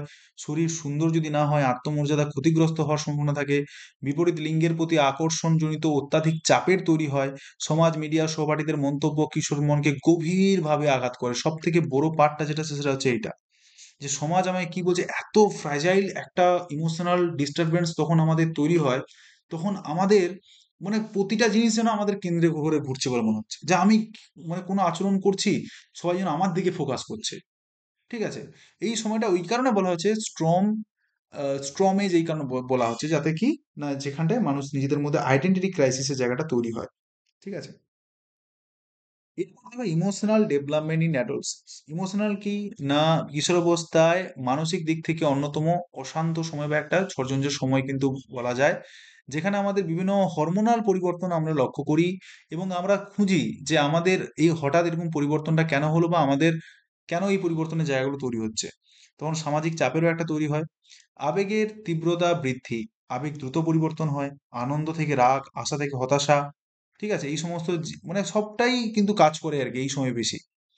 হরমোনাল পরিবর্তন আবেগের আরো বেশি জটিল করে। ঠিক আছে? মস্তিষ্কের লিম্বলিক সিস্টেম দ্রুত বৃদ্ধি পায়। ঠিক আছে? এই সমস্ত জিনিসগুলো আমরা লক্ষ্য করব। আর সব থেকে বেশি যেটা যেটা এরিকসন এই কথাটা বলেছেন, আইডেন্টিটি ক্রাইসিস। এই আইডেন্টিটি ক্রাইসিসের জায়গাটা তৈরি হয়, আইডেন্টিটি প্লাস রোল কনফিউশন। মানে কি, আমি কে, নিজের পছন্দ এবং মূল্যবোধ এবং লক্ষ্যকে স্পষ্ট করা এবং ভুল ভূমিকা গ্রহণ করলে রোল কনফিউশন বা আত্মবিশ্বাস কমে যায়। একটা ছেলে যদি বুঝতে পারে যে না আমার এই সময় যা হচ্ছে হচ্ছে এটা ন্যাচারাল ব্যাপার, আমাকে আমার পড়াশোনায় মন দিতে হবে, ছেলেটা দেখবে এগিয়ে যাবে পড়াশোনা নিয়ে। একটা ছেলে বললো যে না আমার এই সময় প্রেম প্রীতি ভালোবাসার জায়গায় একটা সম্পর্ক হয়েছে, আমি হচ্ছে অলরেডি বড় হয়ে গেছি, আমার একে নিয়ে আমার সংসার কাটবে, আমি বিয়ে করে নিলাম, বিয়ে হয়ে গেল। বিয়ে হওয়ার পরে সঙ্গে সঙ্গে বাচ্চা টাচ্চা হয়ে যাবে। বাচ্চা বাচ্চা হয়ে গেলে এই বয়সে তারা যখন এত ছোট, তারা কি করে এই বাচ্চা বা এই সাংসারিক ঝামেলার সম্মুখীন হবে। কি বললাম বুঝতে পেরেছো? তো সেই জায়গায় তাদের মধ্যে আরো বেশি সে আত্মবিশ্বাসের পরিমাণটা আরো কমতে থাকবে, কারণ অপরিণত অবস্থায় সে বিয়ে করেছে। তাহলে সেরকম জায়গাও হতে পারে বা হচ্ছে, এটা রিয়েল সিচুয়েশন। সেগুলো তোমাকে সেইভাবে তোমাদের সেই সিচুয়েশনের ভিত্তিতে তোমাদের কিন্তু সেই ছাত্রছাত্রীদের গাইড করতে হবে। ঠিক আছে? স্বাধিকার বোধ এবং বিদ্রোহ। কিশোররা স্বাধীন হতে চায়, মনে মনে হয় যেন বাবা মা যেটা বলছে এতদিন যা শিখিয়ে এসছে ওগুলো সব ভুল। এই বন্ধু বান্ধবরা যে যেই জিনিসটা বলছে, যে জিনিসটা করছে, এটাই যেন ঠিক, এরকম জায়গাটা কিন্তু তৈরি হয়। অভিভাবকের নিয়ন্ত্রণের প্রশ্নবিদ্ধ করা, মানে অভিভাবক যখন কিছু বলবে এটা করুন এটা করো না, কেন করবো না, কিসের জন্য করবো না, সেই জায়গাটা তৈরি হয়। আত্মপ্রতিষ্ঠাতার জন্য জেদ, বিদ্রোহ এবং বিরক্তি ভাবের প্রকাশও কিন্তু দেখা যায় এইসব জায়গায়। ঠিক আছে? এটিকে নেগেটিভ বিহেভিয়ার বলা হয়, বা ইন্ডিভিজুয়ালেশন প্রক্রিয়ার অংশ হিসেবেও কিন্তু এটাকে ডিনোট করা হয়। ঠিক আছে? এবারে সামাজিক আবেগ, বন্ধুত্ব, প্রেম, আকর্ষণ এরকম দেখা যায়। বেশিরভাগ নিজেদের বন্ধুত্ব, পিয়ার গ্রুপ বলতে কি বোঝায় বুঝেছো? নিজেদের বন্ধুদের মধ্যে বা যারা পড়াশোনা করছে তাদের মধ্যে একটা যে মানে আবেগীয় ব্যাপারটা তৈরি হবে, যে বন্ধু রাখছে মানে আমাকে চলে যেতে হবে, খেলতে খেলতে রেখেছে মানে আমাকে যেতে হবে। ঠিক আছে? সমবয়সীদের সমর্থন, অনুমোদন গুরুত্বপূর্ণ হয়ে ওঠা, প্রেমে পড়া, আকর্ষণ অনুভব করা, সম্পর্ক ভাঙলে মানসিক আঘাত পাওয়া, এই সময় কিন্তু এটা সাধারণ। ঠিক আছে? মানে এটা ছেলেদেরকে বোঝাতেও হবে আমাদেরকে। আত্মমর্যাদা এবং আত্মচেতনা, শারীরিক রূপ নিয়ে দ্বিধা দ্বন্দ্ব থাকবে, তুলনামূলক উপলব্ধি, মানে নিজেদের মধ্যে কম্পারিজন করা যাবে যে এ এটা ভালো, এ এটা ভালো পাচ্ছে, আমি কেন এটা ভালো পেলাম না, এইরকম জিনিসগুলো তৈরি হবে। বিদ্যালয় পড়াশোনা এবং দক্ষতা নিয়ে আত্মসংশয়, কিছু ক্ষেত্রে হতাশা বা অ্যাংজাইটি তৈরি হতে পারে। ছেলেগুলো বড় হয়ে গেলে দেখবে হঠাৎ করে, মানে আমিও দেখেছি আমাদের বন্ধু বান্ধবদের মধ্যে, টেনে উঠেছে। ঠিক আছে? ছেলেরা কলার পর্যন্ত সমস্ত কিছু বুতাম লাগিয়ে ঘুরে বেড়ায়। ঠিক একটা নির্দিষ্ট বয়স আসবে, এই যে স্ট্রম্যান যে বলছে, ছেলেটা দেখবে কলার থেকে জামা টামা খুলে মানে বোতাম একটু নিচে নামিয়ে দেবে, কলার গুটিয়ে নেবে, পায়ের প্যান্টের হচ্ছে গুরুলির উপরে উঠে যাবে, মানে সে নানা বিষয় তোমরা অ্যাটিটিউড দেখতে পাবে, সেখান থেকে বুঝতে পারবে যে পরিবর্তন এসে গেছে। কারণ তাদের মধ্যে সেই বিষয়গুলো বা আবেগের জায়গাগুলো তাদের মধ্যে তৈরি হচ্ছে। সেই সমস্ত জায়গায় ছেলেটা খুবই ফ্র্যাজাইল অবস্থায় থাকে এবং তাদের উপর কোনো মতে শক্তি প্রদর্শন করে আমাদের কোনো কিছু বোঝাটা কিন্তু হবে না, জিনিসটা হিতে বিপরীত হয়ে যাবে। সুতরাং আমাদের মাথা ঠান্ডা রেখে খুবই শান্ত মাথায় তাদেরকে বোঝাতে হবে। তাদের কোন জায়গাটা ভালো, কোন জায়গাটা ভুল হচ্ছে, কোন জায়গাটা তারা বলতে পারছে না সেটাও আমাদের মাথায় রাখতে হবে। কোন জায়গায় অস্বস্তি হচ্ছে সেই জায়গাটাও আমাদের কিন্তু উপলব্ধি করতে হবে। এবার কি বলছে নৈতিক বিকাশ, কোয়েলসবার্গের মতে এই সময়কে কনভেনশনাল মোরালিটি বলা হয়েছে, কিছু ক্ষেত্রে পোস্ট কনভেনশনাল মোরালিটির সঙ্গে অগ্রসর কিন্তু করেছেন। এটা তো জাস্ট মনে রাখার জন্য, কিন্তু কি কি হয় এই সময়, না নিয়ম মানার পেছনে কারণ বোঝা, যে আমি যে এই কাজটা করব, আগে তো ভয়ের জন্য করেছিলাম, কিন্তু এখন যেটা করছি সেটা কেন করছি, সেটা আমি প্রশ্ন করব, সেই প্রশ্ন উত্তর না পেলে আমি সেটা করবো না। ব্যক্তিগত নীতি নির্ধারণ এবং হচ্ছে নৈতিক বিকাশ, এই সমস্ত বিকাশ ঘটে। এরপরে কগনিটিভ ডেভেলপমেন্ট আছে। এখানে কি হয় না হচ্ছে বিমূর্ত চিন্তা শক্তির বিকাশ ঘটে, মানে অ্যাবস্ট্রাক্ট থিঙ্কিং যেটা হয়, সেই অ্যাবস্ট্রাক্ট থিঙ্কিং এর জায়গাটা তৈরি হয়ে থাকে। হাইপোথেটিক্যাল চিন্তা ভাবনা ঘটে, মানে কোনো একটা আমরা মানে ধারণা কম মানে তুলনা করতে পারি, মানে হাইপোথিসিস মানে বুঝতে পেরেছো, কোন একটা ধারণা যে আমি যদি আজকে ক্লাসে না যাই তাহলে স্যার মারতে পারে, ঠিক আছে, বন্ধুর সঙ্গে যদি এটা না করি তাহলে এটা হতে পারে, মানে একটা হাইপোথিসিস, এটা নাও হতে পারে, অনুমান আর কি, মানে যেটাকে আমরা অনুমান বলছি, অনুমান, যেটাকে আমরা অনুমান বলছি, সেই অনুমানের ধারণাটা কিন্তু এই বয়সে এসেই কিন্তু তৈরি হয় ভালোভাবে, ঠিক আছে। এবার সমস্যার সমাধানের ক্ষমতা, কোনো একটা বিষয়ে তোমার যদি কোনো প্রবলেম হয় সেই প্রবলেমগুলো তুমি নিজে থেকে সমাধান করার চেষ্টা করবে। আত্মপর্যবেক্ষণ এবং হচ্ছে মেটাকগনিশন, মেটাকগনিশন বলতে কোনো জিনিসটা তুমি ভালো করে বুঝবে এবং সেই বুঝে সেই অনুযায়ী কাজ করবে। Adolescents can think about their own thinking, অর্থাৎ কি নিজের শক্তি দুর্বলতার বিচার, শেখার উপায় সম্পর্কে সচেতনতা এবং লক্ষ্য নির্ধারণে মূল্যায়ন, ঠিক আছে। এরপরে কি বলছে, ইমাজিনারি অডিয়েন্স, মানে এই সময় একটা অ্যাডোলসেন্স ইগোসেন্ট্রিজমের জায়গাটা তৈরি হয়, যেটাকে ডেভিড এলকাইন্ড তিনি কিন্তু এটাকে ডিনোট করেছেন। ইমাজিনারি অডিয়েন্স বলতে কি বোঝায়, না সবাই যেন তার দিকেই তাকাচ্ছে, মনে হবে যেন সবাই আমার দিকে তাকিয়ে, যেটা তোমাদের কিছুক্ষণ আগে আমি বললাম, সবাই তার আচরণকে লক্ষ্য করছে, মানে সে যা কিছু করছে যেন সবাই তার দিকেই মোট ফোকাস করে বসে আছে, এরকম জায়গাটা মনে হবে। তাই লজ্জা, সংকোচ এবং চাপ সে অনুভব করে, ঠিক আছে। ব্যক্তিগত কাহিনী, আমার অভিজ্ঞতা অনন্য, মানে আমি এটা আমার যে আমি যে জিনিসটা ফেস করেছি না, ওটা কেউ করেনি, ঠিক আছে, এরকম ব্যাপারগুলো তৈরি হয় তাদের মধ্যে। আমার দ্বারা কিছুই হবে না, ঠিক আছে, বা আমি এটা করে ফেলবো দেখবি, আমি এখনই বাইকটা নিয়ে এইভাবে গাড়িটা চালিয়ে দেবো দেখবি, মানে এরকম রিস্ক নেওয়ার জায়গাটাও কিন্তু এই সময় কিন্তু তৈরি হয়। নৈতিক এবং নীতিবোধের বুদ্ধিগুলো তৈরি হয় কি, self regulator morality, conventional morality, আদর্শ বিশ্বাস, এগুলো জায়গা তৈরি হয়, ঠিক আছে। তাহলে এটা মোট তার হচ্ছে একটা সারসংক্ষেপ এখানে কিন্তু বলা হয়েছে। এরপরে যেটা রয়েছে সেটা হচ্ছে কি, না সেটা হচ্ছে needs and problem of adolescence, এবং কিভাবে আমরা তাকে গাইডেন্স করবো, কিভাবে আমরা তাদের কাউন্সিলিং করবো, এতক্ষণ আমরা জানলাম, ঠিক আছে। তাহলে কি বলেছে, কিশোরাবস্থায় মানব দেহের মধ্যে সংবেদনশীল, গতিশীল এবং একটা জটিল পর্ব দেখা যায়, যেটা 12 থেকে 18 বছর বয়সে আমরা লক্ষ্য করি, যেখানে আমরা দেখবো কি বিভিন্ন হরমোনের পরিবর্তন, শারীরিক পরিবর্তন, আবেগীয় পরিবর্তন আমরা লক্ষ্য করতে পারি। আত্মপরিচয় সংকট, শিক্ষাগত চাপ, বন্ধুত্ব এবং সামাজিক প্রত্যাশা, আমরা কিন্তু সেই সমস্ত জায়গাগুলো কিন্তু আমরা অনুভব করব, এবং সেই জায়গা থেকে আমাদের কি তৈরি হবে, উদ্বেগ, বিভ্রান্তি এবং নানান ধরনের সমস্যার মধ্যে আমরা কিন্তু পড়বো। এই সময় কিশোরের কিছু মানে চাহিদাও থাকে এবং তারা কিছু সমস্যার মধ্যেও পড়ে, এবং সেই হিসাবে শিক্ষক এবং অভিভাবক এবং স্কুলের ক্ষেত্রে কি কি ভূমিকা সেগুলো আমাদের জানতে হবে। নিডস গুলো কি কি রয়েছে, ফিজিক্যাল নিডস গুলো কি কি, না তাদের মধ্যে সেই সময় যেহেতু তাদের মানে বিদ্যুতার বৃদ্ধি তাদের সঙ্গে মানে তাদের ঘটছে, সুতরাং তাদের প্রোটিন, ভিটামিন, ক্যালসিয়াম, আয়রন, যেগুলো যেগুলো আমাদের দরকার সেগুলো দিতে হবে। মেয়েদের ক্ষেত্রে রক্ত শূন্যতা বা অ্যানিমিয়ার জায়গাটা তৈরি হতে পারে, তার জন্য তাদের পুষ্টিকর খাবার দরকার, 8 থেকে 10 ঘন্টা ঘুমের দরকার, ঘুম কম হলে আবেগীয় ভারসাম্য নষ্ট হয়, দেখবে ঘুম যদি না হয় না, মেজাজে একটা খিটখিটি ব্যাপার একটা থাকে, ঠিক আছে। এবং যারা হচ্ছে তোমার অ্যাডোলেসেন্স থাকে, তাদের হঠাৎ ক্ষেত্রে উচ্চতা বৃদ্ধি হয়, ব্রণ হয়, শরীরে বিভিন্ন পরিবর্তন আমরা লক্ষ্য করতে পারি। স্বাস্থ্য এবং শিক্ষা সময়ের এটা, এই সময় তাদেরকে ভালো করে বোঝাতে হবে কি কি বিষয়গুলো আমাদের সচেতন থাকা উচিত, ঠিক আছে। এছাড়া যৌন হয়রানি বা নির্যাতন, ঠিক আছে, এই যে বিষয়গুলো যেগুলো ঘটে, সেই সমস্ত বিষয়গুলোকে তাদেরকে অ্যাওয়ার করতে হবে, যে এই সময়ে কোন কোন বিষয়গুলো ঘটতে পারে তাদের সাথে, সেগুলোও আমাদের কিন্তু জানতে হবে। এবার আবেগীয় চাহিদাগুলো কি কি রয়েছে, না কিশোর বা সংবেদনশীল পরিণতিতে আমরা দেখতে পাবো কি, না পরিবার, স্কুল, বন্ধু সব জায়গায় নিজের মতামত, অস্তিত্ব এবং ব্যক্তিত্ব গ্রহণযোগ্য হওয়া জরুরি, মানে সব জায়গায় যেন তারা তাদেরকে সবাই মেনে নেয় বা তাদের কথাটা কেউ শোনে, এটা তারা চায়, না হলে প্রতি কথায় বলবে যে আমাকে হ্যাকেল করেছে, আমাকে মনে হয় আমাকে হ্যাকেল করে দিল, আমি আর বলবো না আমাকে, মানে এরকম একটা জায়গা তৈরি হয়। কোনো প্রত্যাখ্যান এবং সমালোচনা তাদের আত্মমর্যাদাকে ক্ষতিগ্রস্ত করে, দেখতে পেয়েছো, এই জিনিসটা ভালো করে দেখো। তাহলে সেই জায়গায় তাকে আমি ডাইরেক্টলি কোনো জিনিস হিট করতে পারে সেই জিনিস আমি বলবো না, তাকে বুঝিয়ে বলবো, তাকে বুঝিয়ে বললে সেই জিনিসটা বুঝতে পারবে। কিন্তু তাকে যদি সে মনে করে যে আমার এই আত্মমর্যাদা আমার ক্ষতিগ্রস্ত হয়েছে, আমাকে স্যার এত ভরা ক্লাসের সামনে আমাকে অপমান করলো, তাহলে কিছু ভালো খারাপও কিছু করে নিতে পারে। সেই সমস্ত জায়গাও কিন্তু আমাদের সচেতন থাকতে হবে। তাদের সেই সময় খুবই স্নেহর দরকার পড়ে, সুতরাং তাকে তার সঙ্গে বন্ধুসুলভ আচরণ করে তাদের সঙ্গে মিশতে হবে, যেখান থেকে কি হবে, না তাদের মধ্যে একটা নিরাপত্তার জায়গা তৈরি হবে, যেন আমি এর কাছে সমস্ত কিছু খুলে বলতে পারি। একটা ভালো বন্ধু দরকার সেই সময়, বাড়িতেও যদি না হয় অন্য কোনো বন্ধুর মাধ্যমে হোক, একটা ভালো বন্ধু যদি বা গাইডেন্স যদি পায়, সেই সময় কিন্তু বিষয়টা খুবই জরুরি হয়ে পড়ে, ঠিক আছে। আত্মমর্যাদা বৃদ্ধি, আর সোশ্যাল নিড গুলো কি কি থাকে, না বন্ধুত্ব দরকার পড়ে, যেন বন্ধুত্ব যে গ্রুপ থাকে যেখানে সামাজিক মূল ভিত্তি তৈরি হয়, তাদের ভালো বন্ধুর প্রয়োজন, যারা সমবেদনা বা সামর্থ্য তাকে দিতে পারবে।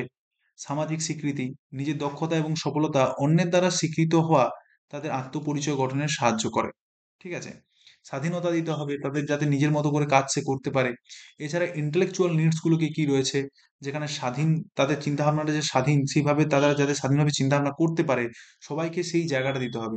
মানে একজন কেউ বলছে ঠিক আছে তুমি বলতে পারবে না, তুমি রেখে দাও, সেই জায়গাটা কিন্তু করলে হবে না। তাদেরকে সবাইকে বলতে সুযোগ দিতে হবে, সবাইকে বলা যাতে সুযোগ করে দিতে হবে, সেটা আমাদের মাথায় রাখতে হবে। সমস্যার সমাধানের সুযোগ, তাদের কি সমস্যায় তারা পড়ছে, সেই সমস্যাটা বুঝে তার সেই সমস্ত জায়গাগুলো আমাদের কিন্তু যুক্তির সাহায্যে বা অন্যান্য বিষয়ের সাহায্যে সেটাকে সমাধান করতে হবে, এবং তাদের ভবিষ্যৎ কর্মজীবনটা কোন দিকে যাবে সেটাকে আমরা ঠিকভাবে আমাদের গাইডেন্স করতে হবে। এরপরে বলা হয়েছে মোরাল নিডস, তাদের মধ্যে নৈতিক কি কি ব্যাপারগুলো দেখতে হবে। না, নৈতিক দৃষ্টিভঙ্গি সেই সময় গঠনের একটা মানে খুবই একটা সুবর্ণ সময়। এবং সেই সময় দেখবে বেশিরভাগ যারা অ্যাডাল্টহুডের কাছাকাছি পৌঁছে যায়, সেই সময় দেখবে বড় বড় সংস্থা যারা জঙ্গি সংগঠন হয়, তারাও সেই সময় মদতপুষ্ট করে। বা আমাদের দেশীয় কালচারের মধ্যে অনেকগুলো দেখবে সন্ন্যাসী মনীষী, বা বড় বড় যে সমস্ত জিনিস এই এই সময়টাকেই টার্গেট করে, কারণ এই সময় মানুষ ফ্র্যাজাইল থাকে, যে যেভাবে বোঝাবে সে সেইভাবে বুঝবে। তো সেইভাবে তোমাকে সেই পিরিয়ডটাকে মাথায় রেখে তাদেরকে সেইভাবে গাইডেন্স করতে হবে। এবারে এই যে প্রবলেমস অফ অ্যাডোলসেন্স, কি কি প্রবলেম গুলো হয়, না তাদের দেহের রং, গায়ের রং, চেহারা, মুখে ব্রণ বেরোচ্ছে, বা বিভিন্ন স্বাস্থ্যজনিত যে সমস্ত বিষয়গুলো সেগুলো দেখা দেবে। রাগ, হতাশা, ভয়, হরমোনাল ইমব্যালেন্স, আইডেন্টিটি ক্রাইসিস, তারপরে লো সেলফ এস্টিম, আমি কিছু পারছি না, মনে হচ্ছে আমার দ্বারা আর হবে না, এরকম ব্যাপারটা তৈরি হয়ে যায়। অ্যাংজাইটি, ডিপ্রেশন সেই সময় আমরা লক্ষ্য করব। এছাড়া সামাজিক সমস্যা আমরা লক্ষ্য করব, প্রেম সম্পর্ক তৈরি হবে, ভাঙবে, প্রত্যাখ্যান হবে, সেগুলোকে আমরা আবার বড় বড় করে মনে করবো যে এটা কেন হলো আমার সাথে, আমার সাথেই কেন হলো, এরকম জিনিসগুলো তৈরি হয়। পারিবারিক দ্বন্দ্বের তৈরি হয়। ঠিক আছে? শিক্ষাগত সমস্যা কি কি হয়, না মনোযোগ কমে যায়, পড়তে বেশি ভালো লাগে না, পরীক্ষা দিতে ভয় লাগে। ঠিক আছে? মানে যদি ভুল গাইডেন্স পেয়ে যাই তাহলে সেক্ষেত্রে আরো আমি বিপথে চলে যেতে পারি। এবার এছাড়া কি ঝুঁকিপূর্ণ আচরণ, নেশার দিকে অনেকটা অনেকে মানুষ চলে যায়। আধুনিক প্রযুক্তিতে আসক্তি, মিডিয়া, সোশ্যাল মিডিয়া, গেমিং এই সমস্ত জায়গায় চলে যায়। আর্লি সেক্সুয়াল অ্যাক্টিভিটিদের সঙ্গে অনেকে জড়িয়ে পড়ে। তাহলে সেই সমস্ত জায়গায় গাইডেন্স আমরা কিভাবে দেবো সেই কিশোরদেরকে? ঠিক আছে? তাহলে আমরা তাদের সঙ্গে ওপেন কমিউনিকেশন করব। পার্টিকুলারলি তাদের কোন জায়গায় ভয়, কোন জায়গাটা তোমাকে সে বলতে পারছে না, তারা যদি সবার সামনে না বলতে পারে, তাকে প্রাইভেটে ডেকে এনে তুমি অ্যাজ এ টিচার হিসাবে তুমি সেগুলো তাকে বলবে যে এই জিনিসগুলো হয়, কোনো অসুবিধা নেই। এই কথাটার মাধ্যমে তারা নিজেকে সেলফ কনফিডেন্স মনে করবে যে না, আমি যেটা করছি একজন তো জানে, সেই জিনিসটা কিন্তু বুঝে আমাকে এই সাজেশন দিচ্ছে, তাহলে এটা ঠিক, এটা নর্মাল জিনিস। কিন্তু সেই জিনিসটা শোনার জন্য তারা কিন্তু অধিক আগ্রহে বুঝতে থাকে। ঠিক আছে? তো সেই জায়গাটা যা কিছু ওরা বলছে সেটা শুনে নেওয়াটাই হচ্ছে একমাত্র মূল চাবিকাঠি। আচ্ছা, যেগুলো বলছি তোমরা বুঝতে পারছো তো? এরপরে দেখো সহানুভূতিমূলক আচরণ। তাদের সেই সময় কিন্তু কোনো অ্যাক্টিভিটি এমন আমি করব না যেখানে তাদের আবেগের বা ইমোশনের জায়গাটা এতটাই সূক্ষ্ম থাকে, তারা সেই জিনিসগুলো নিয়ে বসে থাকে। যেমন হয় না, একটা ব্যাংকে বা একটা কোনো কাজের জায়গায় যারা পরিণত মানুষরা কাজ করে, বস এত গালিগালাজ দিচ্ছে, তাদের জীবনে মনে হয় না যে চলো আমরা মানে কোনো একটা খারাপ কিছু করে ফেলি নিজের জীবনের সাথে। তাদের কিন্তু এই বয়সে হালকা একটা ম্যাডাম বা একটা স্যার বা একটা কোনো বিষয় নিয়ে আমাকে খিল্লির পাত্র বানিয়েছে, সেই ছোট্ট ছোট্ট বিষয় নিয়ে ওই মানে বয়সের ছেলেমেয়েরা খুব বাজে বাজে ডিসিশন নিয়ে, যেটা তোমরা তোমরা হয়তো শুনেছো সমাজ মাধ্যম বা অন্য কোনো প্রিন্টেড মিডিয়ার মাধ্যমে। ঠিক আছে? তাহলে সহানুভূতিশীল আচরণ আমাদের তাদের কাছে রাখতে হবে। মূলত কি বলতো, ডিসকাশন করতে হবে আমাদের। ঠিক আছে? কোন জায়গাটা অসুবিধা হচ্ছে বুঝতে হবে, হুট করে না কোনো কমেন্ট পাস করলে হবে না। আমিও ছেলেটা বেশি দুষ্টুমি করছে, আচ্ছা ঠিক আছে, ওকে তাহলে আমি ক্লাসে এমন একটা মানে কথা শুনিয়ে দেবো, ও পাঁচটা ছেলের কাছে লজ্জিত হয়ে যাবে। এটা আরো হিতে বিপরীত হবে। কি বললাম বোঝা গেছে? প্রাইভেটে ডাকবে, ডেকে বোঝাতে হবে কোন জায়গাটা কি অসুবিধা হচ্ছে, সে বোঝাতে হবে। কারণ একটার পরে একটা জেনারেশন, না জেনারেশনে গ্যাপ তৈরি হয়। তোমার বাবা মা যেভাবে বড় হয়ে উঠেছে তুমি সেভাবে বড় হয়ে ওঠোনি। ইভেন তোমাদের যখন আবার সন্তান সন্ততি হবে, তারাও কিন্তু সেম লেভেলে, তাদের মধ্যেও কিন্তু একটা আলাদা জেনারেশন তুমি লক্ষ্য করবে। ঠিক আছে? তো সেই জিনিসগুলো মাথায় রেখে তাদেরকে কিন্তু সেভাবে আমাদের শিক্ষাদান করতে হবে। কি বলুন, বোঝা গেছে? আর সব থেকে বড়টা, এটা শুনতে লজ্জিত অনুভব হতে পারে, কিন্তু এটা সব থেকে ভেরি ভেরি ইম্পর্টেন্ট একটা জিনিস এই পিরিয়ডে। যৌন শিক্ষা, সেক্সুয়াল এডুকেশন, মানে যেটা অনেকেই, অনেক টিচাররা বা অনেকেই এটা স্কিপ করে যায়। একটা ছেলেদের কি কি পরিবর্তন ঘটে, একটা মেয়েদের কি কি পরিবর্তন ঘটে, এবং যদি কোনো ক্ষেত্রে আনপ্রোটেক্টেড সেক্সুয়াল অ্যাক্টিভিটির সঙ্গে তারা যদি যুক্ত হয়, তাদের মধ্যে কি কি রোগের জায়গা তৈরি হতে পারে, এটা খুবই ভয়ানক জিনিস। ঠিক আছে? এই জায়গাগুলো ভালো করে তাদেরকে অ্যাজ এ সেমিনার হিসেবে সবার সামনে হাসবে তারা, মনে হবে যে এই স্যার কি বলছে কি বলছে, কারণ সমাজে এই জিনিসটা এখন অ্যাকসেপ্টেন্স হচ্ছে না, কিন্তু সেই রোগের জায়গাটা তো থামছে না। তো সেই জায়গাগুলোর সম্বন্ধে তাকে কিন্তু ভালোভাবে যৌন শিক্ষা দেওয়াটা অপরিহার্য। নাহলে তারা কোনো একটা অ্যাক্টিভিটির মধ্যে যুক্ত হয়ে যেতে পারে, সেটা কিন্তু ভবিষ্যতে ওদেরই একটা বড়সড় মানে মানে ইম্প্যাক্ট তাদের জীবনেই পড়তে পারে। কিছু কিছু সময় দেখবে এই সময় কিছু কিছু সম্পর্ক তৈরি হয়, যেই সম্পর্কগুলোর জন্য পরবর্তীকালে ওই ছেলে মেয়েদের কেরিয়ার পুরো ডুম, পুরো শেষ। যদি সম্পর্ক ভালো হলো তো ভালো, যদি খারাপ হয় তাহলে কি হবে? না তাহলে সম্পূর্ণরূপে পুরো কেরিয়ারটা পুরো ডুম হয়ে যাবে। এই জিনিস নিয়ে ভাববে, আচ্ছা আমি পড়াশোনা করব না, সে আমার গার্লফ্রেন্ড বা আমার বয়ফ্রেন্ড আমাকে এই জিনিস বলছে তার কথা আমি বুঝতে যাবো। এগুলো যে নর্মাল, এগুলো যে কিছুই ব্যাপার নয়, এগুলো যে এত বেশি ইম্পর্টেন্ট নয়, এগুলো কিন্তু ছাত্রদেরকে আমাদের তাদের জায়গায় গিয়ে বোঝাতে হবে। Is it clear? পরিষ্কার হচ্ছে তোমাদের কাছে?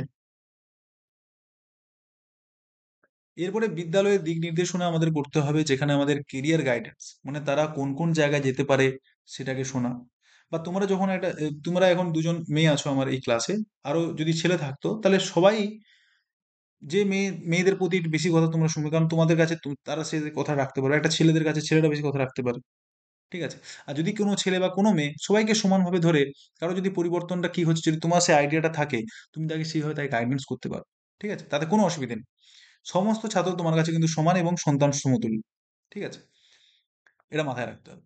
অ্যাপটিটিউড টেস্ট, ইন্টারেস্ট ইনভেন্টরি ব্যবহার করতে হবে, তাকে কেরিয়ার গাইডেন্স দিতে হবে, সহপাঠ চক্র দিতে হবে। সহপাঠ চক্র মানে কি বলতো? বন্ধু বান্ধবদের সঙ্গে একসাথে গ্রুপ, যে তোমার আলোচনার জায়গাটা সেই জায়গাটা করতে হবে। পিয়ার এডুকেশন, দলগত কার্যকলাপ করতে হবে। মানসিক স্বাস্থ্য সহায়তার ক্ষেত্রে কিশোরদের শিক্ষকের সাহায্যে বিভিন্ন মানে অ্যাক্টিভিটির সঙ্গে যুক্ত রাখতে হবে।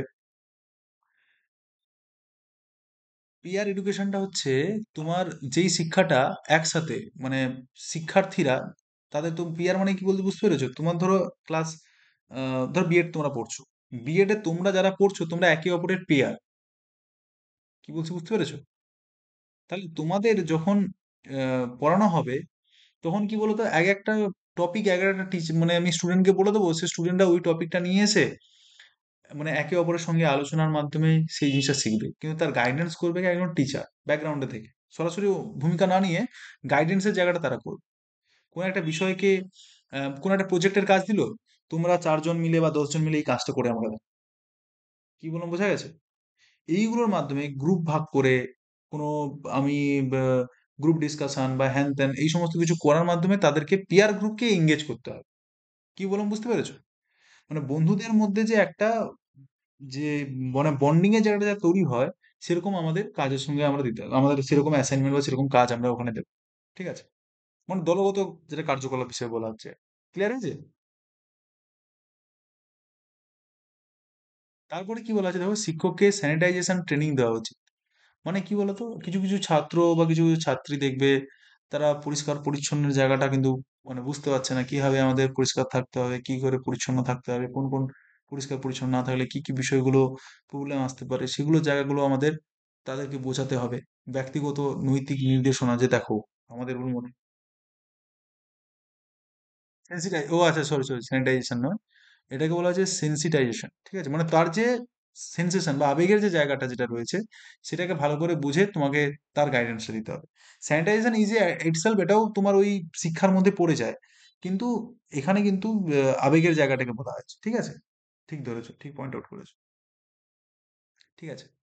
আচ্ছা, তারপরে কি বলেছে, ব্যক্তিগত নৈতিক দিক নির্দেশনা, মানে তারা কোন দিকে যাবে বা কোন মডেলে, মানে কাকে রোল মডেল করে এগোবে, বা তাদের জীবনের লক্ষ্যটা কি বা লক্ষ্যটা কি হওয়া উচিত, তাদের কোন বিষয়ে এবিলিটি ভালো, কারোর নাচে, কারোর গানে, বা কারোর অন্য কোনো বিষয়ে ইন্টারেস্ট হতে পারে, সেই অনুযায়ী তাদেরকে গাইড করতে হবে। সে অ্যাজ এ টিচার বা অ্যাজ এ পেরেন্টস, সবাই কিন্তু সেই বিষয়টাকে গাইড করবে। এছাড়া কি না, নৈতিক সিদ্ধান্তে যুক্তি সহমর্মিতা এবং মানবিকতার জায়গাটা থাকবে। ঠিক আছে?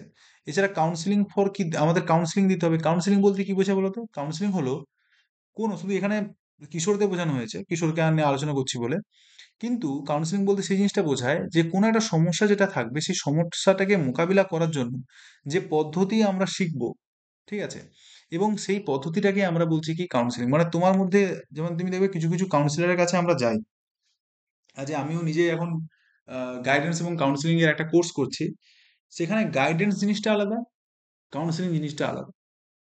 কি বলুন, বোঝা গেছে? কাউন্সিলিং মানে আমি এটা জানবো যে তোমার কি কি সমস্যা হচ্ছে, সেই জিনিসটাকে বোঝা, এবং সেই অনুযায়ী তোমার ওই সমস্যাটাকে ডিল করার জন্য তোমার কি কি সমাধান হবে সেটাকে বলা।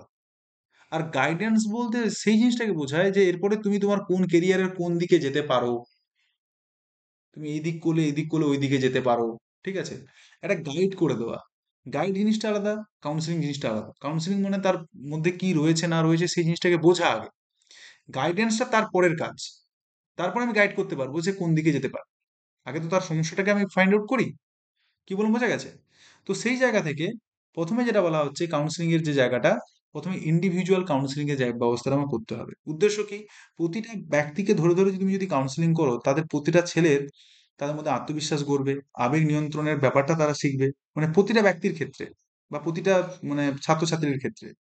তারপরে নেতিবাচক চিন্তাকে ইতিবাচক চিন্তাতে পরিণত করা, সমস্যা সমাধানের কৌশল তাদেরকে শেখানো, এবং কাউন্সিলর যে হবে তাকে কিন্তু নন জাজমেন্টাল হতে হবে। যদি সে ছাত্র এসে বলে যে স্যার আমি একটা মেয়ের সাথে প্রেম করেছিলাম, তারপরে আমার জীবনে এই ঘটেছে, তারপরে আমি আবার একটা মেয়ের সঙ্গে প্রেম করেছি, তখন সে যদি কাউন্সিলর যে তার মানে কাহিনী কথা বুঝতে বসেছে, ইস ছি ছি ছি, তুমি এতটাই মানে খারাপ ছেলে, তুমি প্রেম করছো দু তিনটে চারটে, এরকম বলে হবে না। তোমাকে তার জায়গাটা বুঝতে হবে, সে তোমার কাছে এসেছে কেন, তার সমস্যাটা বলতে। তোমাকে একদম শান্ত ভাষায় এবং মনোযোগ দিয়ে, তারও যেন এটা অনুভব না করে যে আমার কথাটা স্যার শুনছেন না, বা আমাকে হয়তো জাজ করতে পারে যে আমি এই কথা বললে স্যার কি বলবে। যেমন ডাক্তারের কাছে সব কথা গিয়ে আমরা বলি না, যে বললে কি মনে করবে, তার থেকে না বলি। ঠিক আছে? সেটা তুমি আজ যদি কাউন্সিলর হও, তোমার কিন্তু মেন যে স্টেটমেন্ট হবে সেটা নন জাজমেন্টাল। তোমাকে জাজ করলে হবে না, তুমি তাকে গাইড করতে এসছো। এবং কনফিডেন্সিয়াল, তোমাকে যেটা বলবে তোমাকে সেটা গোপনীয়তা লক্ষ্য মানে রক্ষা করতে হবে। এবং তার প্রতি তোমাকে কিন্তু এমপ্যাথেটিক অ্যাটিটিউড দেখাতে হবে। একটা জিনিস হয়, একটা এমপ্যাথি হয় আর একটা সিম্প্যাথি হয়। এমপ্যাথি অ্যান্ড সিম্প্যাথির মধ্যে পার্থক্য কেউ জানো? Empathy and sympathy?